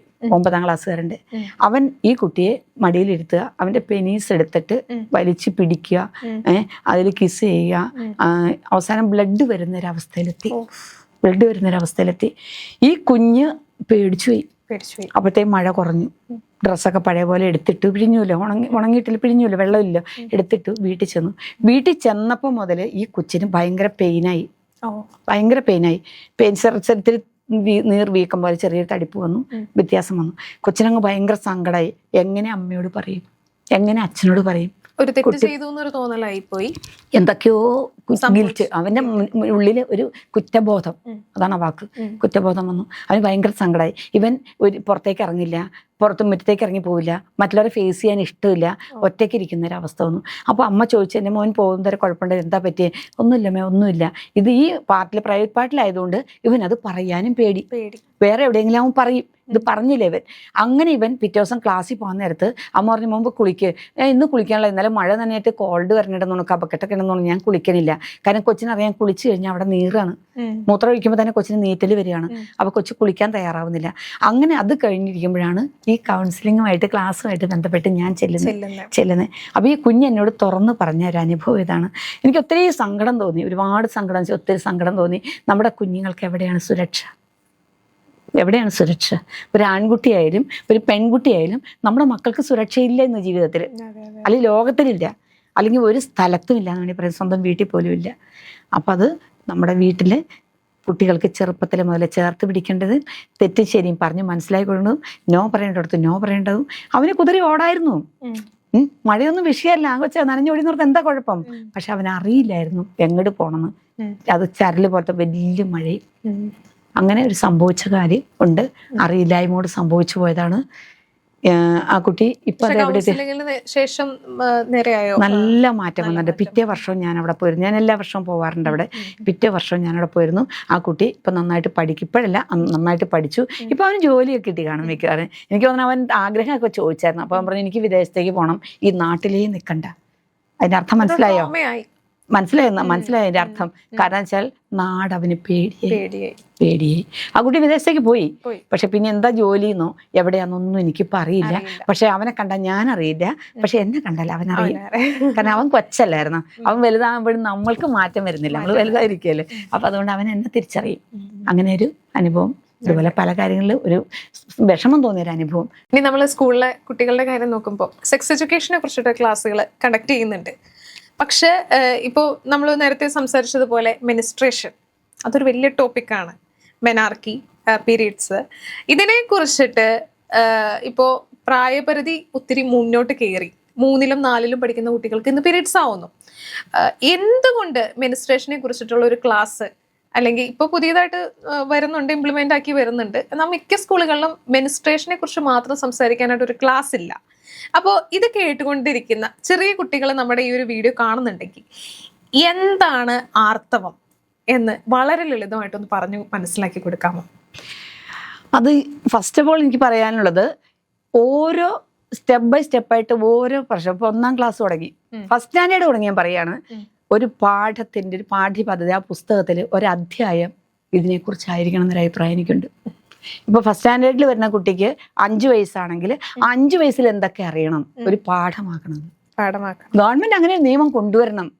നമ്മുടെ ബുക്കുകളിൽ ഒരു പ്രായത്തിനനുസരിച്ച്, ഇപ്പൊ 2ാം ക്ലാസ്സിൽ വരുന്ന കുട്ടി, അങ്ങനെ 7ാം ക്ലാസ്സിൽ വരുന്ന കുട്ടി, 8ാം ക്ലാസ്സിൽ വരുന്ന കുട്ടി എന്തറിയണം, മറ്റുള്ളവർ പറഞ്ഞ് അറിയണ്ട, അവരുടെ ഒരു പാഠം ആ ഒരു വിഷയമാക്കി മാറ്റണം. ആ ബുക്കിൽ വരണത്. അപ്പൊ കുട്ടികൾക്ക് അത്യാവശ്യം പേരൻസ് പറഞ്ഞു കൊടുക്കുന്നതും കൗൺസിലേഴ്സ് പറഞ്ഞു കൊടുക്കുന്നത്, ടീച്ചേഴ്സ് പറഞ്ഞു കൊടുക്കുന്നത്, പഠിക്കുന്ന വിഷയങ്ങളുമായിട്ട് വരുമ്പം ഈ പഠിക്കുന്ന വിഷയങ്ങളിൽ നിന്ന് മറ്റുള്ളവർക്ക് പറഞ്ഞു കൊടുക്കാൻ പറ്റും. ഇപ്പൊ നമ്മൾ പിള്ളേര് പുസ്തകം തുറന്നു വെച്ചു, ഇപ്പൊ എന്താ പറയാ, ഒരേ മഹാന്മാരെ കുറിച്ച് പറയുന്നു, അല്ലെങ്കിൽ ഒരേ കവികളെ കുറിച്ച് പറയുന്നു, ഇന്ന കവി ആരായിരുന്നു, കുട്ടികൾക്കറിയാം, ആ കവിത അറിയാം, പക്ഷെ ഇതിനെക്കുറിച്ച് ആര് പറഞ്ഞു കൊടുക്കും? ആരും പറഞ്ഞു കൊടുക്കാനില്ല. അപ്പൊ ചെയ്യേണ്ടത് പാഠ്യപദ്ധതിയിൽ ഒരു ഭാഗമാക്കാനായിട്ട് ഇങ്ങനൊരു നിയമം വന്നു കഴിഞ്ഞാൽ നമ്മളെപ്പോലുള്ളവർക്ക്, സമൂഹത്തിന് തന്നെ ഏറ്റവും ഉപകാരപ്രദമായിരിക്കുന്ന എനിക്ക് തോന്നുന്നത് ഒന്നാമത്തെ കാര്യം. ഇനി എന്താണ് ആർത്തവം എന്ന് പറഞ്ഞാൽ, അത് മലയാളത്തിൽ പറഞ്ഞാൽ, ഒരു പെൺകുട്ടി ജന്മം കൊണ്ടു കഴിഞ്ഞു കഴിഞ്ഞാൽ എല്ലാ അവയവങ്ങളും ശരീരത്തിനുള്ളിലുള്ളതുപോലെ അവളുടെ ശരീരത്തിനുള്ളൊരു അവയവമാണ് യൂട്രസ്. നേരത്തെ സൂചിപ്പിച്ച പോലെ ആ യൂട്രസിന് 2 ട്യൂബുണ്ട്. യൂട്രസ് ഒരു സഞ്ചി പോലത്തെ അവയവമാണ്. ഇതിന് 2 ട്യൂബുണ്ട്. ഫെലോപ്പിയൻ ട്യൂബ് അല്ലെങ്കിൽ അണ്ടവാഹിനിക്കുഴൽ എന്ന് പറയും. അതിന്റെ അറ്റത്ത് കൈവിരൽ പോലെ ഒരു അവയവമുണ്ട്. അതാണ് ഓവറി എന്ന് പറയുന്നത്. ഈ ഓവറിയിൽ കുട്ടി ജന്മം കൊള്ളുമ്പോൾ തന്നെ കുറെ ഓവം ഉണ്ടാകുന്നുണ്ട്. അണ്ടം ഉണ്ടാകുന്നുണ്ട്. മലയാളത്തിൽ പറയാം, അണ്ടം ഉണ്ടാകുന്നുണ്ട്. ഈ അണ്ടം പൂർണ്ണ വളർച്ചയെത്തും. കുട്ടി കൗമാരപ്രായത്തിലേക്ക് കടക്കുമ്പോൾ ഹോർമോണൽ ചേഞ്ചസ് കൊണ്ട് ഈ അണ്ടം ഓരോ മാസവും പൂർണ്ണ വളർച്ചയെത്തി വരും. അപ്പം ഈ ഒരു പെൺകുട്ടിയെ സംബന്ധിച്ച് ഈ അണ്ടം പൂർണ്ണ വളർച്ചയെത്തിയാൽ അതിനൊരു ഉദ്ദേശമുണ്ട്. കാരണം ഒരു കുട്ടിക്ക് ജന്മം കൊടുക്കുക, ഒരു സ്പേമുമായിട്ട് സങ്കലനം നടക്കുക എന്നുള്ള ഒരു ഉദ്ദേശമുണ്ട്. ഈ അണ്ടാശയത്തിൽ ഉണ്ടാകുന്ന ഈ അണ്ടം പൂർണ്ണ വളർച്ചയെത്തിയിട്ട് ഓരോ മാസവും 28 ദിവസത്തെ സൈക്കിളാണ് നമ്മൾ പറയുക. 28 ദിവസം കൂടുമ്പോൾ ഈ അണ്ടം ആ ഫെലോപ്പിൻ ട്യൂബിൽ ഓടി അങ്ങോട്ട് പോവുകയാണ്, പൂർണ്ണ വളർച്ചയെത്തി. അപ്പോഴാണ് അവിടെ നിന്ന് ഒരു സ്പേം വരുന്നുണ്ടെങ്കിൽ, അല്ലെങ്കിൽ ഒരു പുരുഷനുമായിട്ടുള്ള ഒരു കോണ്ടാക്ട് വരുവാണെങ്കിൽ, ഈ അണ്ടവും സ്പേമും തമ്മിൽ പതിനായിരക്കണക്കിന് സ്പേമാണ് ഒരു പുരുഷ ശരീരത്തിലുള്ളത്. അതിൽ ആരോഗ്യമായിട്ടുള്ള ഒരു സ്പേം വന്നു കഴിഞ്ഞാൽ, ഈ അണ്ടവുമായിട്ട് സങ്കലനം നടന്നു കഴിഞ്ഞാൽ, ഈ അണ്ടം ഉദ്ദേശിച്ച കാര്യം അണ്ടത്തിന് കിട്ടി. കിട്ടി. ആ കിട്ടിക്കഴിയുമ്പോൾ ഇത് ഭയങ്കര ഹാപ്പി ആവുകയാണ്. അത് ഒരു എംബ്രിയോ ആയിട്ട് മാറി, ആ ഭ്രൂണമായിട്ട് മാറി നേരെ ഇത് ഗർഭപാത്രത്തിന്റെ ഉൾഭിത്തിയിലേക്ക് ചെല്ലുകയാണ്. ഗർഭപാത്രത്തിലേക്ക് കടന്നു ചെല്ലുമ്പോൾ വരുന്ന അണ്ടത്തെ സ്വീകരിക്കാൻ വേണ്ടി ഗർഭപാത്രം കാത്തിരിക്കുക. ഈ കാത്തിരിക്കുമ്പോൾ അതിന്റെ ഉദ്ദേശം എങ്ങനെയാണ് കാത്തിരിക്കുന്നത്? അതായത് കുറച്ച് ബ്ലഡ് വെസൽസ്, അതായത് കുറേ രക്തനിബിഡമായിട്ടുള്ള കുഴലുകൾ അതിനകത്തുണ്ട്. ഒപ്പം തന്നെ ശരിക്കും മ്യൂക്കസ് മെംബ്രെയിൻ എന്ന് പറയും, അതായത് ഒരു വഴുവഴുത്ത ദ്രാവകം, അതായത് കുറച്ച് ശ്ലേഷ്മസ്തരം എന്ന് പറയും മലയാളം പറയുമ്പോൾ. ഇത് എൻഡോമീട്രിയം എന്നൊക്കെ പറയും, അത് വേണ്ട ശ്ലേഷ്മസ്തരം. ഇതിങ്ങനെ ഷെഡ് ചെയ്ത് ഒരു സ്പോഞ്ച് പോലെ, അല്ലെങ്കിൽ കട്ടി കൂടി വളരെ സോഫ്റ്റ് ആയിട്ടുള്ള ഒരു കിടക്ക തന്നെ ഗർഭപാത്രത്തിന്റെ ഉൾഭിത്തിയിൽ പിടിച്ചിങ്ങനെ ഇരിക്കുകയാണ്. ഈ കടന്നു വരുന്ന ബീജസങ്കലനം കഴിഞ്ഞിട്ട് കടന്നു വരുന്ന ഈ അണ്ടത്തിന് ഇത് കാണുമ്പോൾ ഭയങ്കര സന്തോഷമാകും. കാരണം നമുക്ക് അങ്ങനെയല്ലേ, പുറത്തൊക്കെ വിട്ട് വരുമ്പോൾ ക്ഷീണിച്ച് വരുമ്പോൾ കിടക്ക വിരിച്ചിട്ടേക്കാൻ നല്ല നമുക്ക് സന്തോഷമാകും, നമുക്കൊന്ന് കിടന്നാൽ കൊള്ളാൻ തോന്നുന്നില്ലേ. അപ്പോൾ ഈ കയറി വരുന്ന അണ്ടം എന്ത് ചെയ്യുന്നു? നേരെ തന്നെ ഈ സോഫ്റ്റ് ആയിട്ടുള്ള ഈ കിടക്കയിൽ പതിഞ്ഞവിടെ കിടക്കും, പിടിച്ചിരിക്കും. ആ പിടിച്ചിരിക്കുന്ന അണ്ടത്തിന് ഒരൊറ്റ ഉദ്ദേശമാണ്, ഒരു ബീജമായിട്ട് സങ്കലനം നടന്നു ഒരു കുട്ടിയാവുക. ഇനി അടുത്തത്, ഈ ബീജസങ്കലനം നടന്നില്ല എങ്കിൽ നമ്മുടെ അണ്ടം കടന്നു വരുമ്പോൾ അവിടെ ഒരു സോഫ്റ്റ് ആയിട്ടുള്ള കിടക്കയൊക്കെ കാത്തിരിക്കുക. പക്ഷെ ബീജസങ്കലനം സംയോജനം നടന്നെങ്കിൽ മാത്രമേ അവിടെ സീറ്റുള്ളൂ, അല്ലെങ്കിൽ സീറ്റില്ല. അപ്പൊ ഈ അണ്ടം എന്ത് ചെയ്യും? അങ്ങോട്ട് കിടക്കാൻ പറ്റില്ല, അണ്ടം കിടക്കില്ല. അപ്പൊ ഈ അണ്ടം അവിടെ നശിച്ചു പോവുകയാണ് ചെയ്യുക. അങ്ങനെ വരുമ്പോൾ നമുക്ക് 28 ദിവസത്തിനുള്ളിലാണല്ലോ ഇത് വീണ്ടും റിപ്പീറ്റ് ചെയ്ത് തുടർന്ന് പോരേണ്ടത്. അങ്ങനെ വരുമ്പം ഈ ഗർഭപാത്രത്തിന് ഭയങ്കര സങ്കടാവും. കാരണം അതിന് പ്രതീക്ഷിച്ചത് കിട്ടിയില്ല, അതിന് കയറ്റി കിടത്താൻ പറ്റിയില്ല. കാരണം അവിടെ സങ്കലനം നടന്ന കാലത്തിന് ബീജം അണ്ടം കൂടെ ചേർന്ന് സംവിധാനം നടന്ന് കിട്ടിയില്ല. അപ്പൊ അതിന് ഭയങ്കര വിഷമാവും. അത് പൊട്ടി കരഞ്ഞുകൊണ്ട് പുറത്തേക്ക് ഇങ്ങോട്ട് പോരും. ആ പുറത്തേക്ക് വരുമ്പോൾ ഈ ഗർഭപാത്രം എന്ന് പറഞ്ഞൊരു സഞ്ചി പോലത്തെ അവയവം അതൊരു സെർവിക്സിലേക്കാണ് ഓപ്പണിംഗ് ആയിട്ടുള്ളത്. ഈ സെർവിക്സ് എന്ന് പറഞ്ഞ അവയവം ഓപ്പണിംഗ് ആയിട്ട് വീണ്ടും വജൈന എന്ന് പറഞ്ഞ കനാലിൽ കൂടിയാണ്, പിന്നെ വീണ്ടും അത് പുറത്തേക്കാണ് ഓപ്പൺ ആവുക. അപ്പൊ ഈ അകത്ത് ബെഡായിട്ട് ഫോം ചെയ്തിരിക്കുന്ന ഈ ബ്ലഡ് വെസൽസ് എല്ലാം പൊട്ടും. കാരണം അടുത്ത മാസത്തേക്ക് വീണ്ടും ഇത് പ്രിപ്പയർ ചെയ്ത് നിൽക്കണമല്ലോ, അതിനുവേണ്ടി പൊട്ടും. ആ പൊട്ടുമ്പം അതിൽ നിന്ന് വരുന്ന ബ്ലഡ് അതാണ് ബ്ലീഡിങ് ആയിട്ട് പുറത്തു വരിക. പിന്നെ ബാക്കിയുള്ള കോശങ്ങൾ, സെൽസ് എല്ലാം കൂടി അവിടെ വന്നിട്ടാണല്ലോ ശരിക്കും കട്ടിയുള്ള ഒരു കിടക്ക പോലെ ഫോം ചെയ്ത് അവിടെ കാത്തിരിക്കുന്നത്. അപ്പൊ ഇതെല്ലാം ഷെഡ് ചെയ്ത് പോരും, കുറച്ച് അവിടെ നിന്ന് വിട്ട് പോരും. ഇനി അത് പറഞ്ഞു വരുമ്പോൾ ഒരു കാര്യം ഞാൻ പറയുന്നത്, മെൻസ് ആവുന്ന സമയത്ത് കുട്ടികൾക്ക് നല്ല ആർക്കായും വേദന ഉണ്ടാകുന്നുണ്ട്. അപ്പം ഈ പൊട്ടി വീഴുന്ന ഈ ബ്ലഡ് ഇങ്ങോട്ട് പോരുമ്പം നമ്മുടെ യൂട്രസിന്റെ ഒരു സ്വഭാവമാണ് കൺട്രാക്ട് ചെയ്യുക, ചുരുങ്ങുക, വികസിക്കുക എന്നുള്ളത്. യൂട്രസ് എപ്പോഴും ചുരുങ്ങിക്കൊണ്ടിരിക്കും, വികസിച്ചുകൊണ്ടിരിക്കും. അങ്ങനെ വരുമ്പം ഈ പൊട്ടി വീണ ബ്ലഡ് ഒരേപോലെ നമുക്ക് പുറത്തേക്ക് പോരില്ല. കാരണം ചുരുങ്ങും തന്നെ ഇടയ്ക്ക് നമുക്കറിയാം. ഒരു കുപ്പിയിൽ നിന്ന് വെള്ളം ഒഴിക്കുകയാണെങ്കിൽ കുപ്പിയിലെ വെള്ളം പെട്ടെന്ന് പോവില്ല, അവിടെ കിടന്നൊന്ന് തട്ടിയിട്ടാ പയ്യെ പുറത്തു പോവുക. പക്ഷെ ജഗ്ഗിൽ നിന്ന് വെള്ളം ഒഴിച്ചാലോ പെട്ടെന്ന് പുറത്തു പോകില്ലേ. അതേ അവസ്ഥ തന്നെ യൂട്രസിനകത്തും വരുന്നത്. ഈ പൊട്ടി വീഴുന്ന ബ്ലഡ് പുറത്തേക്ക് പോകാനുള്ള ഈ സെർവിക്സിന്റെ കവാട, എൻട്രൻസ് എന്ന് പറഞ്ഞാൽ ക്ലോസ്ഡ് ആയിരിക്കും. അപ്പൊ ഇത് ചുരുങ്ങുകയും വികസിക്കുകയും ചെയ്യുമ്പോൾ ഫ്ലോ വളരെ കുറവായിട്ട് കുറച്ച് പുറത്തു പോകുള്ളൂ. അങ്ങനെ വരുമ്പം ഈ ബ്ലഡ് പൊട്ടിയൊന്നും പുറത്തേക്ക് പോകാനും പറ്റില്ല. അത് കൺട്രാക്ട് ചെയ്യും, റിട്രാക്ട് ചെയ്യുകയും ചെയ്യുമ്പോൾ വികസിക്കുകയും ചുരുങ്ങുകയും ചെയ്യുമ്പം വയറുവേദന ഉണ്ടാവും. അതാണ് മെൻസസ് ആകുമ്പോൾ ഉണ്ടാകുന്ന വയറുവേദന. ഇനി അടുത്തത്, ഈ ബ്ലഡ് വെസൽസ് പൊട്ടി വന്ന് ബ്ലീഡിങ് ഉണ്ടാകുന്നതിനോടൊപ്പം തന്നെ ഈ അടുക്കി വെച്ചിരിക്കുന്ന സെൽസ് കിടക്ക പോലെ ഫോം ചെയ്ത് കാത്തിരിക്കുന്ന ആ കിടക്ക ഷെഡ് ചെയ്ത് വിട്ട് കുറോശ പോരും. ആ വിട്ട് കുറോശ പലപ്പോഴായിട്ട് പോരുന്നത് കൊണ്ടാണ് മെൻസ് ആവുന്ന സമയത്ത് വിട്ട് വയറുവേദന ഉണ്ടാകുന്നത്. കുറച്ച് ഒരു വയറുവേദന ഉണ്ടായി, കുറെ ആകുമ്പോഴത്തേക്ക് വലിയ കുഴപ്പമില്ല, കുറച്ച് അയ്യോ നല്ലൊരു വയറുവേദന വന്നു, പിന്നെ കുറച്ച് കഴിയുമ്പോൾ വീണ്ടും ഒരു വയറുവേദന വന്നു, ഇല്ലേ? അങ്ങനെ വിട്ട് ഇത് വരുന്നതുകൊണ്ടാണ് വിട്ട് വയറുവേദന ഉണ്ടാവുന്നത്. ഇനി അടുത്ത സ്റ്റെപ്പ്, അതായത് ഈ ബ്ലഡ് വീണ് കഴിഞ്ഞാൽ ഗർഭപാത്ര സഞ്ചി പോലത്തെ ആണെങ്കിലും സെർവിക്സ് ക്ലോസ്ഡ് ആണ്. കനാലിലേക്ക് ഇത് ഒഴുകി പോകണമെങ്കിൽ, ബർത്ത് കനാലിലേക്ക് അല്ലെങ്കിൽ വജൈനയിലേക്ക് ഇത് ഒഴുകി പോകണമെങ്കിൽ അവിടെ ഓപ്പണിംഗ് ആവണം, ഇല്ലേ? അപ്പൊ അങ്ങനെ ഓപ്പണിംഗ് ആവാത്തത് കൊണ്ട് കുറച്ച് പോകുമ്പം കിടക്കുന്ന ബ്ലഡ് നമുക്കറിയാലോ, കൈ മുറിഞ്ഞാലും കാല് മുറിഞ്ഞാലും നമുക്കറിയാം ഒഴുകി പോകാൻ സംവിധാനം ഇല്ലെങ്കിൽ ക്ലോട്ട് ആവും, ഇല്ലേ? അങ്ങനെ ഈ ബ്ലഡ് അവിടെ ക്ലോട്ട് ആവും. ഈ ക്ലോട്ട് ആകുമ്പം അതാണ് ചിലർക്ക് പീരീഡ്സ് ആകുമ്പോൾ ചിലപ്പോൾ ക്ലോട്ട് ആയിട്ട് പോകുന്നത്. ആ ബ്ലീഡിങ്ങിനോടൊപ്പം ചിലപ്പോൾ ക്ലോട്ട്സ് ഉണ്ടാവും, ഈ ക്ലോട്ട്സ് ഉണ്ടാവുന്നത്. അങ്ങനെ അവിടെയുള്ള വേസ്റ്റ് പ്രൊഡക്ട്സ്, അവർക്ക് ആവശ്യമില്ലാതിരുന്ന യൂട്രസിന്റെ ഉൾബത്തിലുള്ള വേസ്റ്റ് പ്രൊഡക്ട്സ് എല്ലാം അടിച്ച് കഴുകി ഷെഡ് ചെയ്ത് മൊത്തം താഴേക്ക് വന്ന് അത് ക്ലീൻ ചെയ്ത് പോകണമെങ്കിൽ 28 ദിവസം എടുക്കും പ്രോപ്പർ നോർമൽ സ്റ്റേജിൽ. അല്ലെങ്കിൽ അത് 5-6 ദിവസം പുറകോട്ട് പോകണവരുണ്ട്, 5-6 ദിവസം മുമ്പോട്ട് പോകണവരുണ്ട്. 35 വയസ്സ് വരെ അത് നോർമലാണ്, അല്ല 35 ഡേയ്സ് വരെ, വയസ്സല്ല ഡേയ്സ് വരെ അത് നോർമലാണ്. അപ്പോൾ അത് ആ നോർമൽ സ്റ്റേജിൽ വരുമ്പോൾ ഇത് യൂട്രസ് അടുത്ത മാസത്തേക്ക് വീണ്ടും പ്രിപ്പയർ ചെയ്ത് നിൽക്കണം, കാരണം വരുന്ന അണ്ടത്തെ സ്വീകരിക്കണം. അതാണ് ഈ വരുന്ന ബ്ലീഡിങ്ങിനാണ് നമ്മൾ മെൻസസ് എന്ന് ആർത്തവം എന്ന് പറയുന്നത്. ഇപ്പൊ കുട്ടികൾക്കാണെങ്കിലും സ്കൂളുകളിലും അതുപോലെ തന്നെ പാരന്റ്സും ഈ പീരീഡ്സിന് മുന്നേ കൊടുക്കേണ്ട കുറച്ച് മാർഗനിർദ്ദേശങ്ങളുണ്ട്. അതിനകത്ത് ഏറ്റവും ഇമ്പോർട്ടൻ്റ് ആയിട്ടുള്ള ഒന്നാണ് മിനിസ്ട്രൽ ഹൈജീൻ എന്ന് പറയുന്നത്. എത്ര മണിക്കൂറിനിടയിൽ പാഡ് മാറ്റണം, പാഡിന് പകരം ഇപ്പോൾ മിനിസ്ട്രൽ കപ്പുകൾ അവൈലബിൾ ആണ്, അത് കുട്ടികൾക്ക് സുരക്ഷിതമാണോ, അല്ലെങ്കിൽ നമ്മൾ ആ സമയത്ത് സ്വീകരിക്കേണ്ട ഹൈജീൻ എന്തൊക്കെയാണ്, അതിനെക്കുറിച്ച് നമുക്ക് ഇന്ന് സംസാരിക്കാം. അതായത് ആകുന്നതിന് മുമ്പ് തന്നെ മെൻസ്ട്രൽ ഹൈജീനെ കുറിച്ച് നമ്മൾ പഠിപ്പിച്ചു കൊടുക്കണം. ആയി കഴിഞ്ഞിട്ട് പഠിപ്പിച്ചു കൊടുക്കാൻ കാര്യമില്ല, അത് തലയ്ക്ക് കൊണ്ടേ വളരുന്നത്. നമ്മൾ അതിന് മുമ്പ് തന്നെ നമ്മൾ പഠിപ്പിച്ചു കൊടുക്കണം. അതായത് എന്താണ് മെൻസസ് അത് പറഞ്ഞു കൊടുക്കുക. അതിപ്പോൾ നമ്മൾ ഓൾറെഡി പറഞ്ഞു കഴിഞ്ഞു. ഇനി അതിന് മുമ്പ് നമ്മൾ ഹൈജീനെ കുറിച്ച് പറയുമ്പോൾ നമ്മൾ പറയുന്നത് ഇതിന് ഒരുപാട് കാര്യങ്ങൾ ശ്രദ്ധിക്കാനുണ്ട്. പ്രോപ്പർ ആദ്യം ഫസ്റ്റ് ഓഫ് ഓൾ നമ്മൾ ചെയ്യേണ്ടത് കൈനഖം വെട്ടി സൂക്ഷിക്കുക എന്ന് പറയും, തുടക്കം തന്നെ. കാരണം ഇത് നമ്മൾ കൈകാര്യം ചെയ്യുമ്പം നഖം നീട്ടി ക്യൂടെക്സ് ഇട്ടൊക്കെ വളർത്തി നല്ല സ്റ്റൈലിൽ നടക്കുന്ന കുഞ്ഞുങ്ങളാണ് നമ്മുടെ കൂടെ ഉള്ളത്. ഇന്നത്തെ പിള്ളേരെല്ലാം അങ്ങനെ തന്നെയാണ്. പക്ഷേ സ്കൂളുകളിൽ കുറച്ചൊക്കെ റെസ്ട്രിക്ഷൻസ് വന്നിട്ടുണ്ടെങ്കിൽ തന്നെയും കുട്ടികൾ കുറേ പേരൊക്കെ അങ്ങനെ തന്നെ. അപ്പോൾ ഇതിനകത്ത് എത്രമാത്രം ഇതൊക്കെ അഴുക്കിരിക്കും, നമുക്ക് കഴിയും എത്രത്തോളം വൃത്തിയാവും എന്ന് നമുക്ക് പറയാൻ പറ്റില്ല. അപ്പോൾ കൈനഖം വെട്ടി സൂക്ഷിക്കുക എന്നുള്ളത്. പിന്നെ നെക്സ്റ്റ് നമ്മൾ പറയുന്നത് ഉപയോഗിക്കുന്ന പാഡിനെ കുറിച്ചാണ്. ഉപയോഗിക്കുന്ന പാഡെന്ന് വെച്ചാൽ തുണി ഉപയോഗിക്കുന്നവരാണെങ്കിൽ, പക്ഷേ ഞാനിപ്പോൾ സ്കൂളുകളിലെ ക്ലാസ് റൂമിൽ പിള്ളേർ പറയാറുണ്ട് ഇത് നല്ല വില കൂടുതലായിട്ട്, സാധാരണക്കാർ പിള്ളേരുണ്ട്, സാമ്പത്തികമുള്ള പിള്ളേരുണ്ട്, എല്ലാവർക്കും ചിലപ്പോൾ പാഡ് വാങ്ങിക്കാൻ പറ്റിയെന്ന് വരില്ല. അപ്പോൾ അങ്ങനെ വരുമ്പോൾ തുണി ഉപയോഗിക്കുന്നവർ സ്കൂളിലൊക്കെ വരുമ്പോൾ ഇവർ പാഡ് ഉപയോഗിക്കും, കാരണം ഡിസ്പോസ് ചെയ്യാനുള്ള സൗകര്യം, അല്ലെങ്കിൽ ബാക്കിയുള്ള നമ്മുടെ പേഴ്സണൽ ഹൈജീനെ കുറിച്ച് നോക്കുമ്പോൾ ശരിക്കും അവർക്ക് പ്രൊട്ടക്ഷൻ പാഡാണ്.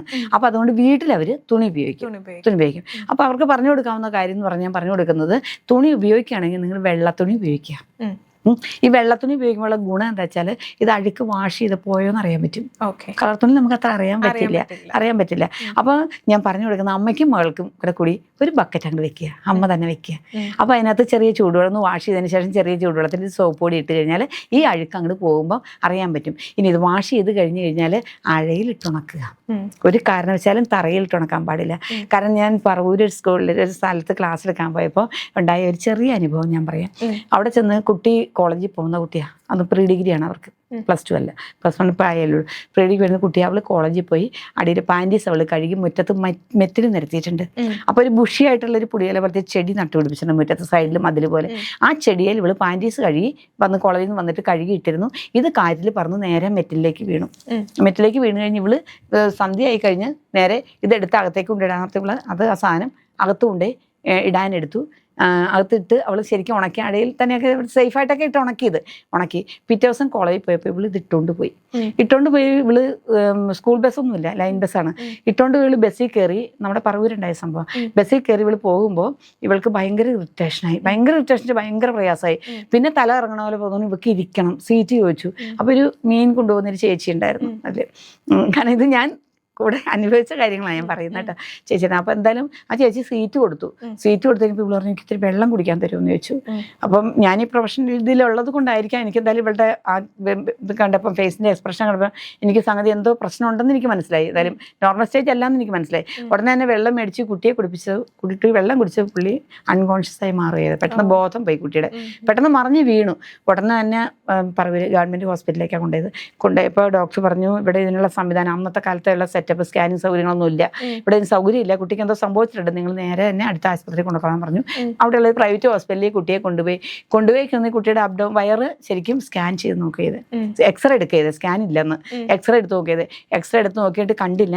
വീണ്ടും നോക്കി കഴിഞ്ഞപ്പം കുട്ടിയുടെ യൂട്രസിനുള്ളൊരു പഴുതാര ചത്തിരിക്കുന്നു, വലിയ പഴുതാര ചത്തിരിക്കുന്നു, നല്ല കടുത്ത കളറിലുള്ള പഴുതാര ചത്തിരിക്കുന്നു. ഇത് കാറ്റത്ത് വിരിച്ച് വീണ് കിടന്ന സമയത്ത് ആ കല്ലിന് മുകളിൽ നിന്ന് എവിടെന്നോ തറയെന്ന് കയറി പിടിച്ചതാ. ഈ സാധനം നനഞ്ഞ ഡ്രസ്സായിട്ട് പറ്റി പിടിച്ചിരിക്കും, കുടഞ്ഞാ പോവില്ല. എന്തായാലും ഈ കുട്ടി ഡെത്തായി, കൊച്ചു മരിച്ചുപോയി. കാരണം പിന്നെ അവള് ബോധം തെളിഞ്ഞിട്ടില്ല, കാരണം അത്രയും വിഷം എന്നെ ഉള്ളിലേക്ക് കടന്നു എന്നാണ് പറയുന്നത്, ഡോക്ടർ പറഞ്ഞത്. കുട്ടി മരിച്ചു. അത് ഒരു അനുഭവം എന്ന് പറഞ്ഞാൽ ഞാൻ സ്കൂളിൽ ക്ലാസ് എടുക്കുമ്പോൾ കുട്ടികൾക്ക് ആ ഇടയ്ക്കൊക്കെ പറഞ്ഞു കൊടുക്കുമായിരുന്നു. നമ്മൾ അണ്ടർ ഗാർമെൻറ്റ്സ് ഒക്കെ യൂസ് ചെയ്യുമ്പോൾ ശരിക്കും ഒന്ന് അലമാരിലിരിക്കണതാണെങ്കിലും ഒന്ന് എടുത്ത് ഒന്ന് കുടഞ്ഞൊക്കെ നോക്കിയിട്ട് ശ്രദ്ധിച്ച് ചെയ്യുക. ആൺകുട്ടിയായാലും പെൺകുട്ടിയായാലും നമുക്ക് പറയാൻ പറ്റില്ല എന്താ കുഴപ്പമെന്നുള്ളത്. അപ്പോൾ ഈ അമ്മമാർ ശരിക്കും ശ്രദ്ധിക്കേണ്ട കാര്യം വെച്ചാൽ ഇപ്പോൾ ഈ ഹൈജീനെ കുറിച്ച് പറഞ്ഞു കൊടുക്കുന്ന കൂട്ടത്തിൽ ഇങ്ങനെയുള്ള കുറച്ച് പ്രിക്കോഷൻസും കൂടെ കൊച്ചുങ്ങൾക്ക് കെയറും കൂടെ പറഞ്ഞു കൊടുക്കണം, ശ്രദ്ധിക്കേണ്ട കാര്യങ്ങൾ പറഞ്ഞു കൊടുക്കണം. പാഡ് മാറ്റേണ്ടത് ശരിക്കും പറഞ്ഞാൽ ഒരു 6 മണിക്കൂർ മാത്രമേ ഉപയോഗിക്കാവുള്ളൂ. 6 മണിക്കൂർ ഉപയോഗിക്കാവുള്ളൂ. ഒത്തിരി ബ്ലീഡിങ് ഉള്ളത് ഏതൊക്കെ ദിവസം എന്ന് പറഞ്ഞാൽ സെക്കൻഡ് ഡേ ആണ്. ബ്ലീഡിങ് കൂടുതൽ സെക്കൻഡ് ഡേ. ആ ബ്ലീഡിങ് അനുസരിച്ച് പാഡ് ചേഞ്ച് ചെയ്യണം. അത് നമ്മൾ കരുതി പോവുക. പിന്നെ ഇൻ കേസ് നീ എങ്ങാൻ കരുതിയിട്ടില്ല, സ്കൂളിൽ വെച്ചാണ് പെട്ടെന്ന് പീരീഡ്സ് ഉണ്ടാവണമെങ്കിൽ അത് ടീച്ചേഴ്സിന്, ക്ലാസ് ടീച്ചറിനോട് വിവരം പറയുക. ക്ലാസ് ടീച്ചർ സ്കൂളിൽ ഇത് കരുതിയിട്ടുണ്ട്, എല്ലാ ഓഫീസിലുണ്ട് ഇത്. അപ്പോൾ ടീച്ചേഴ്സ് അതിന് വേണ്ട, അപ്പോൾ അമ്മ എല്ലാം പറഞ്ഞ് പഠിപ്പിച്ചിട്ടുണ്ടല്ലോ, അപ്പോൾ കുട്ടിക്ക് പറയുന്നതിന് കുഴപ്പമില്ലല്ലോ, യൂസ് ചെയ്യണ കാര്യം പറഞ്ഞു കൊടുത്തിട്ടുണ്ട്. ആ പറഞ്ഞു കൊടുത്ത കാര്യങ്ങൾ തിരിച്ച് ഉപയോഗിക്കുക. അത് 6 മണിക്കൂർ മാറ്റുക. അല്ലെങ്കിൽ ശരിക്കും നമ്മൾ എത്ര സമയം ബ്ലീഡിങ് അനുസരിച്ച് മാറ്റുക. സെക്കൻഡ് 2 പ്രാവശ്യമെങ്കിലും പാടി മാറ്റി. മെൻസ്ട്രൽ കപ്പ് യൂസ് ചെയ്യുന്ന ഒത്തിരി നല്ല കാര്യമാണ്. പക്ഷെ ഞാൻ പറയുന്നത് ഒരു 17 വയസ്സാകുമ്പോൾ ഇത് സ്ഥിരമായിട്ട് യൂസ് ചെയ്യാവുള്ളൂ എന്ന് ഞാൻ പറയും. 17 വയസ്സ് വരെ എൻ്റെ അറിവ് അങ്ങനെയാണ്. അതിന് കാരണം വെച്ചാൽ കുട്ടികൾ സ്കൂളിൽ പോകുമ്പം ഇത് എത്രത്തോളം അവർക്കത് ശരിക്കും ഒന്നാമത്തെ ഇതിനെക്കുറിച്ച് അവയർനെസ് ഇപ്പോൾ ആയി തുടങ്ങിയിട്ടുള്ളൂ. എല്ലാവർക്കും ഇതൊന്നും അറിയില്ല. പിന്നെ ഉപയോഗിച്ച് പഠിപ്പിച്ചിരിക്കുന്ന അമ്മമാർ പഠിപ്പിച്ചിരുന്ന പാഡ് യൂസ് ചെയ്യുക എന്നുള്ളതാണ്. അപ്പോൾ അമ്മമാർക്കറിയില്ല. അപ്പോൾ അത് കപ്പ് എങ്ങനെ ഇൻസേർട്ട് ചെയ്യണം, എങ്ങനെ വെക്കണം, എങ്ങനെ വലിക്കണം, ഇനി വെച്ചത് ശരിയായില്ല ലീക്കിങ് ഉണ്ടാവും, ഇതൊക്കെ പിള്ളേർക്ക് ഉണ്ടാവും. ഇപ്പോൾ ഒരു 17 വയസ്സൊക്കെ ആകുമ്പോഴത്തേക്കാണ്. ഒന്നാമത് സിലിക്കോണാണ് സാധനം, പേടിക്കാനൊന്നുമില്ല, റബ്ബറൊന്നും അല്ല ഈ സാധനം. അപ്പോൾ നമ്മൾ ഉദ്ദേശിക്കും 3 തരത്തിൽ മടക്കിയാണ് ഇൻസേർട്ട് ചെയ്യുക. അത് എല്ലാവർക്കും അറിയാവുന്ന ഒരു കാര്യമാണത്. സ്കൂളുകളിലൊക്കെ അതിനൊക്കെ ട്രെയിനിങ് കൊടുത്തിട്ടുണ്ടെന്ന് തോന്നുന്നു ഇപ്പം. അപ്പം അതുകൊണ്ട് നമ്മളത് 17 വയസ്സായിട്ട് സ്ഥിരമായിട്ട് ഉപയോഗിക്കുക. അല്ല ഇനി ഉപയോഗിക്കേണ്ട വന്നാൽ ഉപയോഗിക്കുക, നല്ലതാണ്. സൈഡ് ഇഫക്റ്റ് ഒന്നുമില്ല, പേടിക്കാനുമില്ല. അത് നിറയുന്നതനുസരിച്ച് ഈ കപ്പ് മാറ്റണം. അത് ശരിക്കും പറഞ്ഞാൽ 12 മണിക്കൂർ വരെ യൂസ് ചെയ്യാം. 12 മണിക്കൂർ വരെ യൂസ് ചെയ്യാം. ഇനി അല്ല സെക്കൻഡ് ഡേയിൽ ബ്ലീഡിങ് കൂടുതലാണ്, അത് നിറയുന്നുണ്ടെങ്കിൽ അത് മാറ്റുക, വീണ്ടും അത് ക്ലീൻ ചെയ്യുക, ക്ലീൻ ചെയ്ത് റിപ്പീറ്റ് ഉപയോഗിക്കുക. അപ്പോഴും നമ്മുടെ പേഴ്സണൽ ഹൈജീൻ പ്രൈവറ്റ് പാർട്സിലായാലും നമ്മുടെ കൈകളിലായാലും കൃത്യമായിട്ട് ഉപയോഗിക്കുക. അത് ഹെയർസൊക്കെ കട്ട് ചെയ്ത് യൂസ് ചെയ്യുക. അത് പിള്ളേർ പറയുകയാണെങ്കിൽ ഷേവ് ചെയ്യുന്നവരൊക്കെ ഉണ്ട്, അതൊന്നും പാടില്ല. അപ്പം അതിന് ശരിക്കും ഡ്രിമ്മ് തന്നെയാണ് ഉപയോഗിക്കേണ്ടത് എന്ന് ഞാൻ പറയുള്ളൂ, എൻ്റെ അഭിപ്രായത്തിൽ പറയുള്ളൂ. കാരണം ത്രെഡിങ് ചെയ്യുന്നവരുണ്ട്, വേദന സഹിച്ചിട്ടായാലും ഇത് പോകണമെന്ന് വിചാരിച്ച് ചെയ്യുന്നവരുണ്ട്. ഇതൊക്കെ ഏറ്റവും അബദ്ധങ്ങളാണ്, കാരണം മുറിവുകൾ വരാൻ സാധ്യതയുള്ള സാധനങ്ങളാണ്. അപ്പം അതുകൊണ്ട് ഡ്രിമ്മാണ് ഉദ്ദേശിക്കുന്നത്. അപ്പോൾ ക്ലീൻ ആക്കിയിരിക്കുക പ്രൈവറ്റ് പാർട്സ്. ഇനി നമ്മൾ പെൺകുട്ടികൾക്ക് ആർത്തവത്തെ കുറിച്ചിട്ട് ഒരു കൃത്യമായിട്ടുള്ള ധാരണ എപ്പോഴും ഉണ്ടാവും. കാരണം അമ്മമാര്, സ്കൂള് എന്തായാലും ആ ഒരു സമയത്ത് പറഞ്ഞ് ആരെങ്കിലും ഉള്ള രീതിയിൽ പറഞ്ഞറിയും. പക്ഷെ ഇതിനകത്ത് ക്യൂരിയോസിറ്റി മുഴുവൻ ആൺകുട്ടികളാണ്. ഞാനൊരു ബയോളജി ടീച്ചറാണ്. ഇപ്പോൾ എൻ്റെ ഒരു എക്സ്പീരിയൻസ് പറയുവാണെങ്കിൽ, ഞാൻ ഇപ്പോൾ 8th സ്റ്റാൻഡേർഡ് മുതൽ നമ്മൾ ഈ റീപ്രൊഡക്ഷൻ്റെ ചാപ്റ്ററും കാര്യങ്ങളെല്ലാം ഡിസ്കസ് ചെയ്യുന്നുണ്ട്. അപ്പോൾ ഇതിനെക്കുറിച്ച് നമ്മൾ സംസാരിക്കുമ്പോൾ പെൺകുട്ടികൾ തലതാഴ്ത്തിയിരിക്കുന്നതും ആൺകുട്ടികൾ ചിരിക്കുന്നതും, കള്ളച്ചിരി ചിരിക്കും, മിസ്സേ വിസ്പർ, സ്റ്റേ ഫ്രീ എന്നൊക്കെ വിളിച്ചു പോകുന്ന കുറച്ച് കമന്റ്സ് ഇപ്പോഴല്ല, കുറച്ച് കാലം മുമ്പുള്ള കാര്യം ഞാൻ പറയുന്നത്. അപ്പൊ അങ്ങനെ പറഞ്ഞ് കേട്ടിട്ടുണ്ട്. അപ്പൊ ആൺകുട്ടികൾക്കും ശരിക്കും ഈ മെനിസ്ട്രേഷനെ കുറിച്ചിട്ടും അല്ലെങ്കിൽ ഈ എല്ലാം വരുന്ന പീരീഡ്സിനെ കുറിച്ചിട്ടുള്ള അവബോധം കിട്ടാനായിട്ട് എന്തൊക്കെയാണ് ചെയ്യേണ്ടത്? അത് സ്കൂളുകളിൽ ക്ലാസ് എടുക്കുമ്പോൾ ശരിക്കും നമ്മൾ സെക്സ് തിരിച്ച് ക്ലാസ് എടുക്കാറുണ്ട്. കാരണം ഇപ്പൊ ഞാനും എടുത്തിട്ടുണ്ട് അങ്ങനെ. കാരണം വെച്ചാൽ ഇത്രയും ഞാനും ചിന്തിച്ചിട്ടുണ്ടായിരുന്നില്ല അന്നൊക്കെ. ഇപ്പൊ അങ്ങനെയല്ല, ഇപ്പൊ ഒരു മിക്സ് ചെയ്യുന്നുണ്ട്. ഇപ്പൊ സ്കൂളുകളിൽ തന്നെ മിക്സ് ആണല്ലോ. ഇപ്പൊ നമ്മുടെ കോൺവെന്റ് സ്കൂളുകളിലൊക്കെ ആൺകുട്ടികൾക്ക് അഡ്മിഷൻ കൊടുത്ത് കേട്ടിട്ടുണ്ടാവും ചിലപ്പോൾ, ആൺകുട്ടികളുണ്ട്. അപ്പൊ മിക്സഡ് സ്കൂൾ ആക്കിയിട്ടുണ്ട്. അപ്പൊ ഒരു മിസ്സിനെ ഇരുത്തുന്നുണ്ട്. പക്ഷെ ഈ ക്ലാസ് എടുക്കുമ്പോൾ ആൺകുട്ടികളെ തിരിക്കണം, ശരിയല്ല. പെൺകുട്ടികൾക്ക് മാറ്റിയിരുത്തി എന്തെങ്കിലും പറഞ്ഞു കൊടുക്കുക വെച്ചാൽ ഈ ആൺകുട്ടികൾക്ക് ഇത് അറിയാനുള്ള ക്യൂരിയോസിറ്റി എന്താണ്, ഇതെന്താണ് ഞങ്ങളിൽ നിന്ന് വ്യത്യസ്തമായിട്ട് ഇവർ ഇവർക്കുള്ളത്? എന്താണ് ഇവർക്ക് പ്രത്യേകമായിട്ടൊരു ക്ലാസ് കൊടുക്കുന്നത്? അവരെ മാത്രം പഠിപ്പിക്കുന്ന കാര്യം ഞങ്ങളെ എന്തുകൊണ്ട് പഠിപ്പിക്കുന്നില്ല? അല്ലെങ്കിൽ അതെന്താന്ന് ഞങ്ങളും അറിയണ്ടേ? ഇവർക്ക് എന്താ പ്രത്യേകത? ആ ഒരു ചിന്ത കുട്ടികൾക്ക് സ്വയം വരും. ആ സ്വയം വരുമ്പോൾ ഇതിനെക്കുറിച്ച് കൂടുതൽ അറിയാനുള്ള ഒരു വ്യഗ്രത ഇവർക്കുണ്ടാവും. അപ്പോൾ ഇവർ അവിടെ നിന്ന് കിട്ടുന്ന ഇത് മെസ്സേജുകൾ, അല്ലെങ്കിൽ ഇവിടെ നിന്ന് കിട്ടുന്ന ന്യൂസുകൾ, അല്ലെങ്കിൽ ഫോണിൽ നിന്ന് എവിടെ നിന്നായാലും ഇതിനെക്കുറിച്ച് അറിയാനുള്ള ഒരു ആകാംക്ഷ കൊണ്ട് ആ പ്രായം കൗമാരപ്രായമാണ്. കാരണം ക്യൂരിയോസിറ്റി കൂടുതലുള്ള പ്രായം, അറിയുന്നതിനെ കൂടുതൽ അറിയാനായിട്ട് താല്പര്യമുള്ള പ്രായം, ഇനി അറിയാത്തതിനെ ചകഞ്ഞു പിടിച്ച് കണ്ടുപിടിക്കാനുള്ള പ്രായം. കാരണം എടുത്തിയായിട്ടാണല്ലോ മുന്നോട്ടുള്ളതെല്ലാം. ഈ ക്ലാസ് കൊടുക്കുന്നു പറയുമ്പോഴേ എന്തൊക്കെ ക്വസ്റ്റ്യൻസ് ആയിരിക്കും അവർ ചോദിക്കുന്നത്? മെയിനായിട്ടും ഈ പീരീഡ്സിന്റെ റിലേറ്റഡ് ആയിട്ട് നമ്മൾ പറയുമ്പോൾ മാത്രം ആൺകുട്ടികളുടെ ഡൗട്ട്സ് എന്തൊക്കെയായിരിക്കും? ആൺകുട്ടികൾ ചോദിക്കുന്ന എന്താ പെൺകുട്ടികൾക്ക് മാത്രം ഇങ്ങനെ പ്രത്യേകത, ഞങ്ങൾക്ക് അങ്ങനെ ഇല്ലേ? പിന്നെ അവർക്ക് എന്തുകൊണ്ടാണ് അത് വരുന്നത്, അതെന്താ ഞങ്ങൾക്ക് അങ്ങനെ ഇല്ലേ? അപ്പൊ അതിനങ്ങനെ കുഞ്ഞു പൊട്ട സംശയങ്ങളാ പിള്ളേർ ചോദിക്കുക. പൊട്ട സംശയം അതൊന്നും സംശയമല്ല, പ്രായം അതൊന്നും ഒരു സംശയമല്ല. അറിവില്ലായ്മ കൊണ്ട് അവരിങ്ങനെ കുഞ്ഞു ചോദിക്കും. അപ്പൊ അതിന് മോനെ നിനക്കുണ്ട് അതൊക്കെ എന്ന് പറഞ്ഞ രീതിയിൽ അത് ഇങ്ങനെയാണ് വ്യത്യാസമാണെന്ന് നമ്മൾ പറഞ്ഞു കൊടുത്തു പോകും. അത്രേ ഉള്ളൂ. അല്ലാണ്ട് അമ്മമാര് പെൺമക്കൾക്ക് പറഞ്ഞു കൊടുക്കുമ്പോ തന്നെ സഹോദരന്മാര് വീട്ടിലുണ്ടെങ്കിൽ അവർക്കും കേൾക്കണം. കാരണം നിന്റെ പെങ്ങളാണ്, അലി അമ്മ പോലെ തന്നെയാണ് പെങ്ങള്, അതുകൊണ്ട് ഞങ്ങൾക്കൊക്കെ ഇങ്ങനെയുണ്ട്, മോൻ ഇത് ഇങ്ങനെയാണെന്ന് പറഞ്ഞു കൊടുക്കണം. അതുകൊണ്ട് അദ്ദേഹം അമ്മ വന്നു മാറ്റി നിങ്ങളുടെ മാറ്റി നിർത്തിയിട്ടൊരു കാര്യം പറയണ്ട, ഒരുമിച്ച് നിർത്തി പറയാം, കുഴപ്പമില്ല. അതിനുള്ള ഒരു ധൈര്യം മനസ്സും അമ്മമാർക്കും വേണം. കാരണം ഇന്ന് അവർക്ക് മടിയാണ്. അപ്പൊ നമ്മുടെ കുട്ടികൾ സുരക്ഷിതരല്ലെന്ന് നമ്മൾ പറയുന്നുണ്ട്. അപ്പൊ എന്തൊക്കെ സെക്യൂരിറ്റി സിസ്റ്റംസ് ആണ് ഇപ്പോഴും നമ്മുടെ കുട്ടികൾക്കായിട്ട് ഓപ്പൺ ആയിട്ട് വെച്ചിരിക്കുന്നത്? ഇപ്പൊ പാരന്റ്സിനാണെങ്കിലും ടീച്ചേഴ്സിനാണെങ്കിലും പെട്ടെന്നൊരു ലൈംഗിക അതിക്രമം സംഭവിച്ചാൽ വിളിക്കാവുന്ന കുറച്ച് ടോൾ ഫ്രീ നമ്പറുകളൊക്കെ ഉണ്ടാവും. അത് ഏതൊക്കെയാണ് വരുന്നത്? ഗവൺമെന്റ് പ്രൊവൈഡ് ചെയ്തിരിക്കുന്ന നമ്പർ നമുക്ക് വനിതാ ഹെൽപ്പ് ലൈൻ ഉണ്ട്, അതുപോലെ ടോൾ ഫ്രീ നമ്പർ ഉണ്ട്. ഇത് രണ്ടും നമ്മൾക്കിപ്പോൾ ഇന്ന് അവൈലബിൾ ആണ്. അപ്പോൾ ഇത് കണ്ടുകൊണ്ടിരിക്കുന്ന നിങ്ങൾക്ക് ഈ രീതിയിലുള്ള ഏതെങ്കിലും തരത്തിലുള്ള ലൈംഗിക അതിക്രമങ്ങൾ ആരെങ്കിലും നേരിടുകയാണെങ്കിൽ തന്നിരിക്കുന്ന വനിതാ ഹെൽപ്പ് ലൈൻ നമ്പറിലോ അല്ലെങ്കിൽ ടോൾ ഫ്രീ നമ്പറിലോ നിങ്ങൾക്ക് സമീപിക്കാവുന്നതാണ്. ഇപ്പോൾ നമ്മൾ ഒരുപാട് കാര്യങ്ങൾ ഈ ഒരു സെഷനിൽ ഡിസ്കസ് ചെയ്തു. ഒരുപാട് ഇൻഫോർമേറ്റീവ് ആയിട്ടുള്ള കാര്യങ്ങൾ, മാമിൻ്റെ പേഴ്സണൽ എക്സ്പീരിയൻസ്, സെക്സ് എഡ്യൂക്കേഷനെ കുറിച്ചുള്ള മലയാളികളുടെ നിലവിലത്തെ കാഴ്ചപ്പാട്, അവർക്കുണ്ടായിരിക്കേണ്ട അവബോധം, പെൺകുട്ടികൾക്ക് അവരുടെ സെക്സ് ഓർഗൻസിനെ കുറിച്ചും, പെൺകുട്ടികൾക്കാണെങ്കിലും ആൺകുട്ടികളാണെങ്കിലും അവരുടെ സെക്സ് ഓർഗൻസിനെ കുറിച്ചും ആർത്തവത്തെ കുറിച്ചിട്ടെല്ലാം നമ്മൾ വളരെ വിശദമായിട്ട് സംസാരിച്ചു. വളരെ ഇൻഫോർമേറ്റീവ് ആയിട്ടുള്ള ഒരു സെഷൻ തന്നെയായിരുന്നു. First of all thank you so much. മാമിനെ ഈ ഒരു പ്രോഗ്രാമിൽ കൊണ്ടുവരാനായിട്ട് സാധിച്ചില്ല, ഞങ്ങൾക്ക് വളരെയധികം സന്തോഷമുണ്ട്.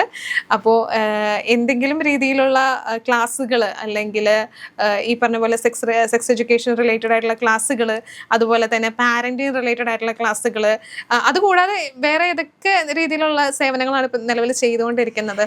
ഞാൻ സർവീസിൽ നിന്ന് പോകുന്നതിന് ശേഷം ഞാൻ പെയിൻ ആൻഡ് പാലിയേറ്റീവിൻ്റെ ഹോം കെയറിന് പോയിരുന്നു. 2.5 വർഷത്തിൽ കൂടുതൽ ഞാനത് 2 വർഷത്തോളം ഞാൻ ഫ്രീ സർവീസാണ് ചെയ്തിരുന്നു. പിന്നെ അത് കൂടാതെ തന്നെ കൗൺസിലിംഗ് ക്ലാസ്സുകൾ അത്യാവശ്യം എല്ലാ മേഖലയിലും ടച്ച് ചെയ്തുകൊണ്ടിരിക്കുന്നുണ്ട്.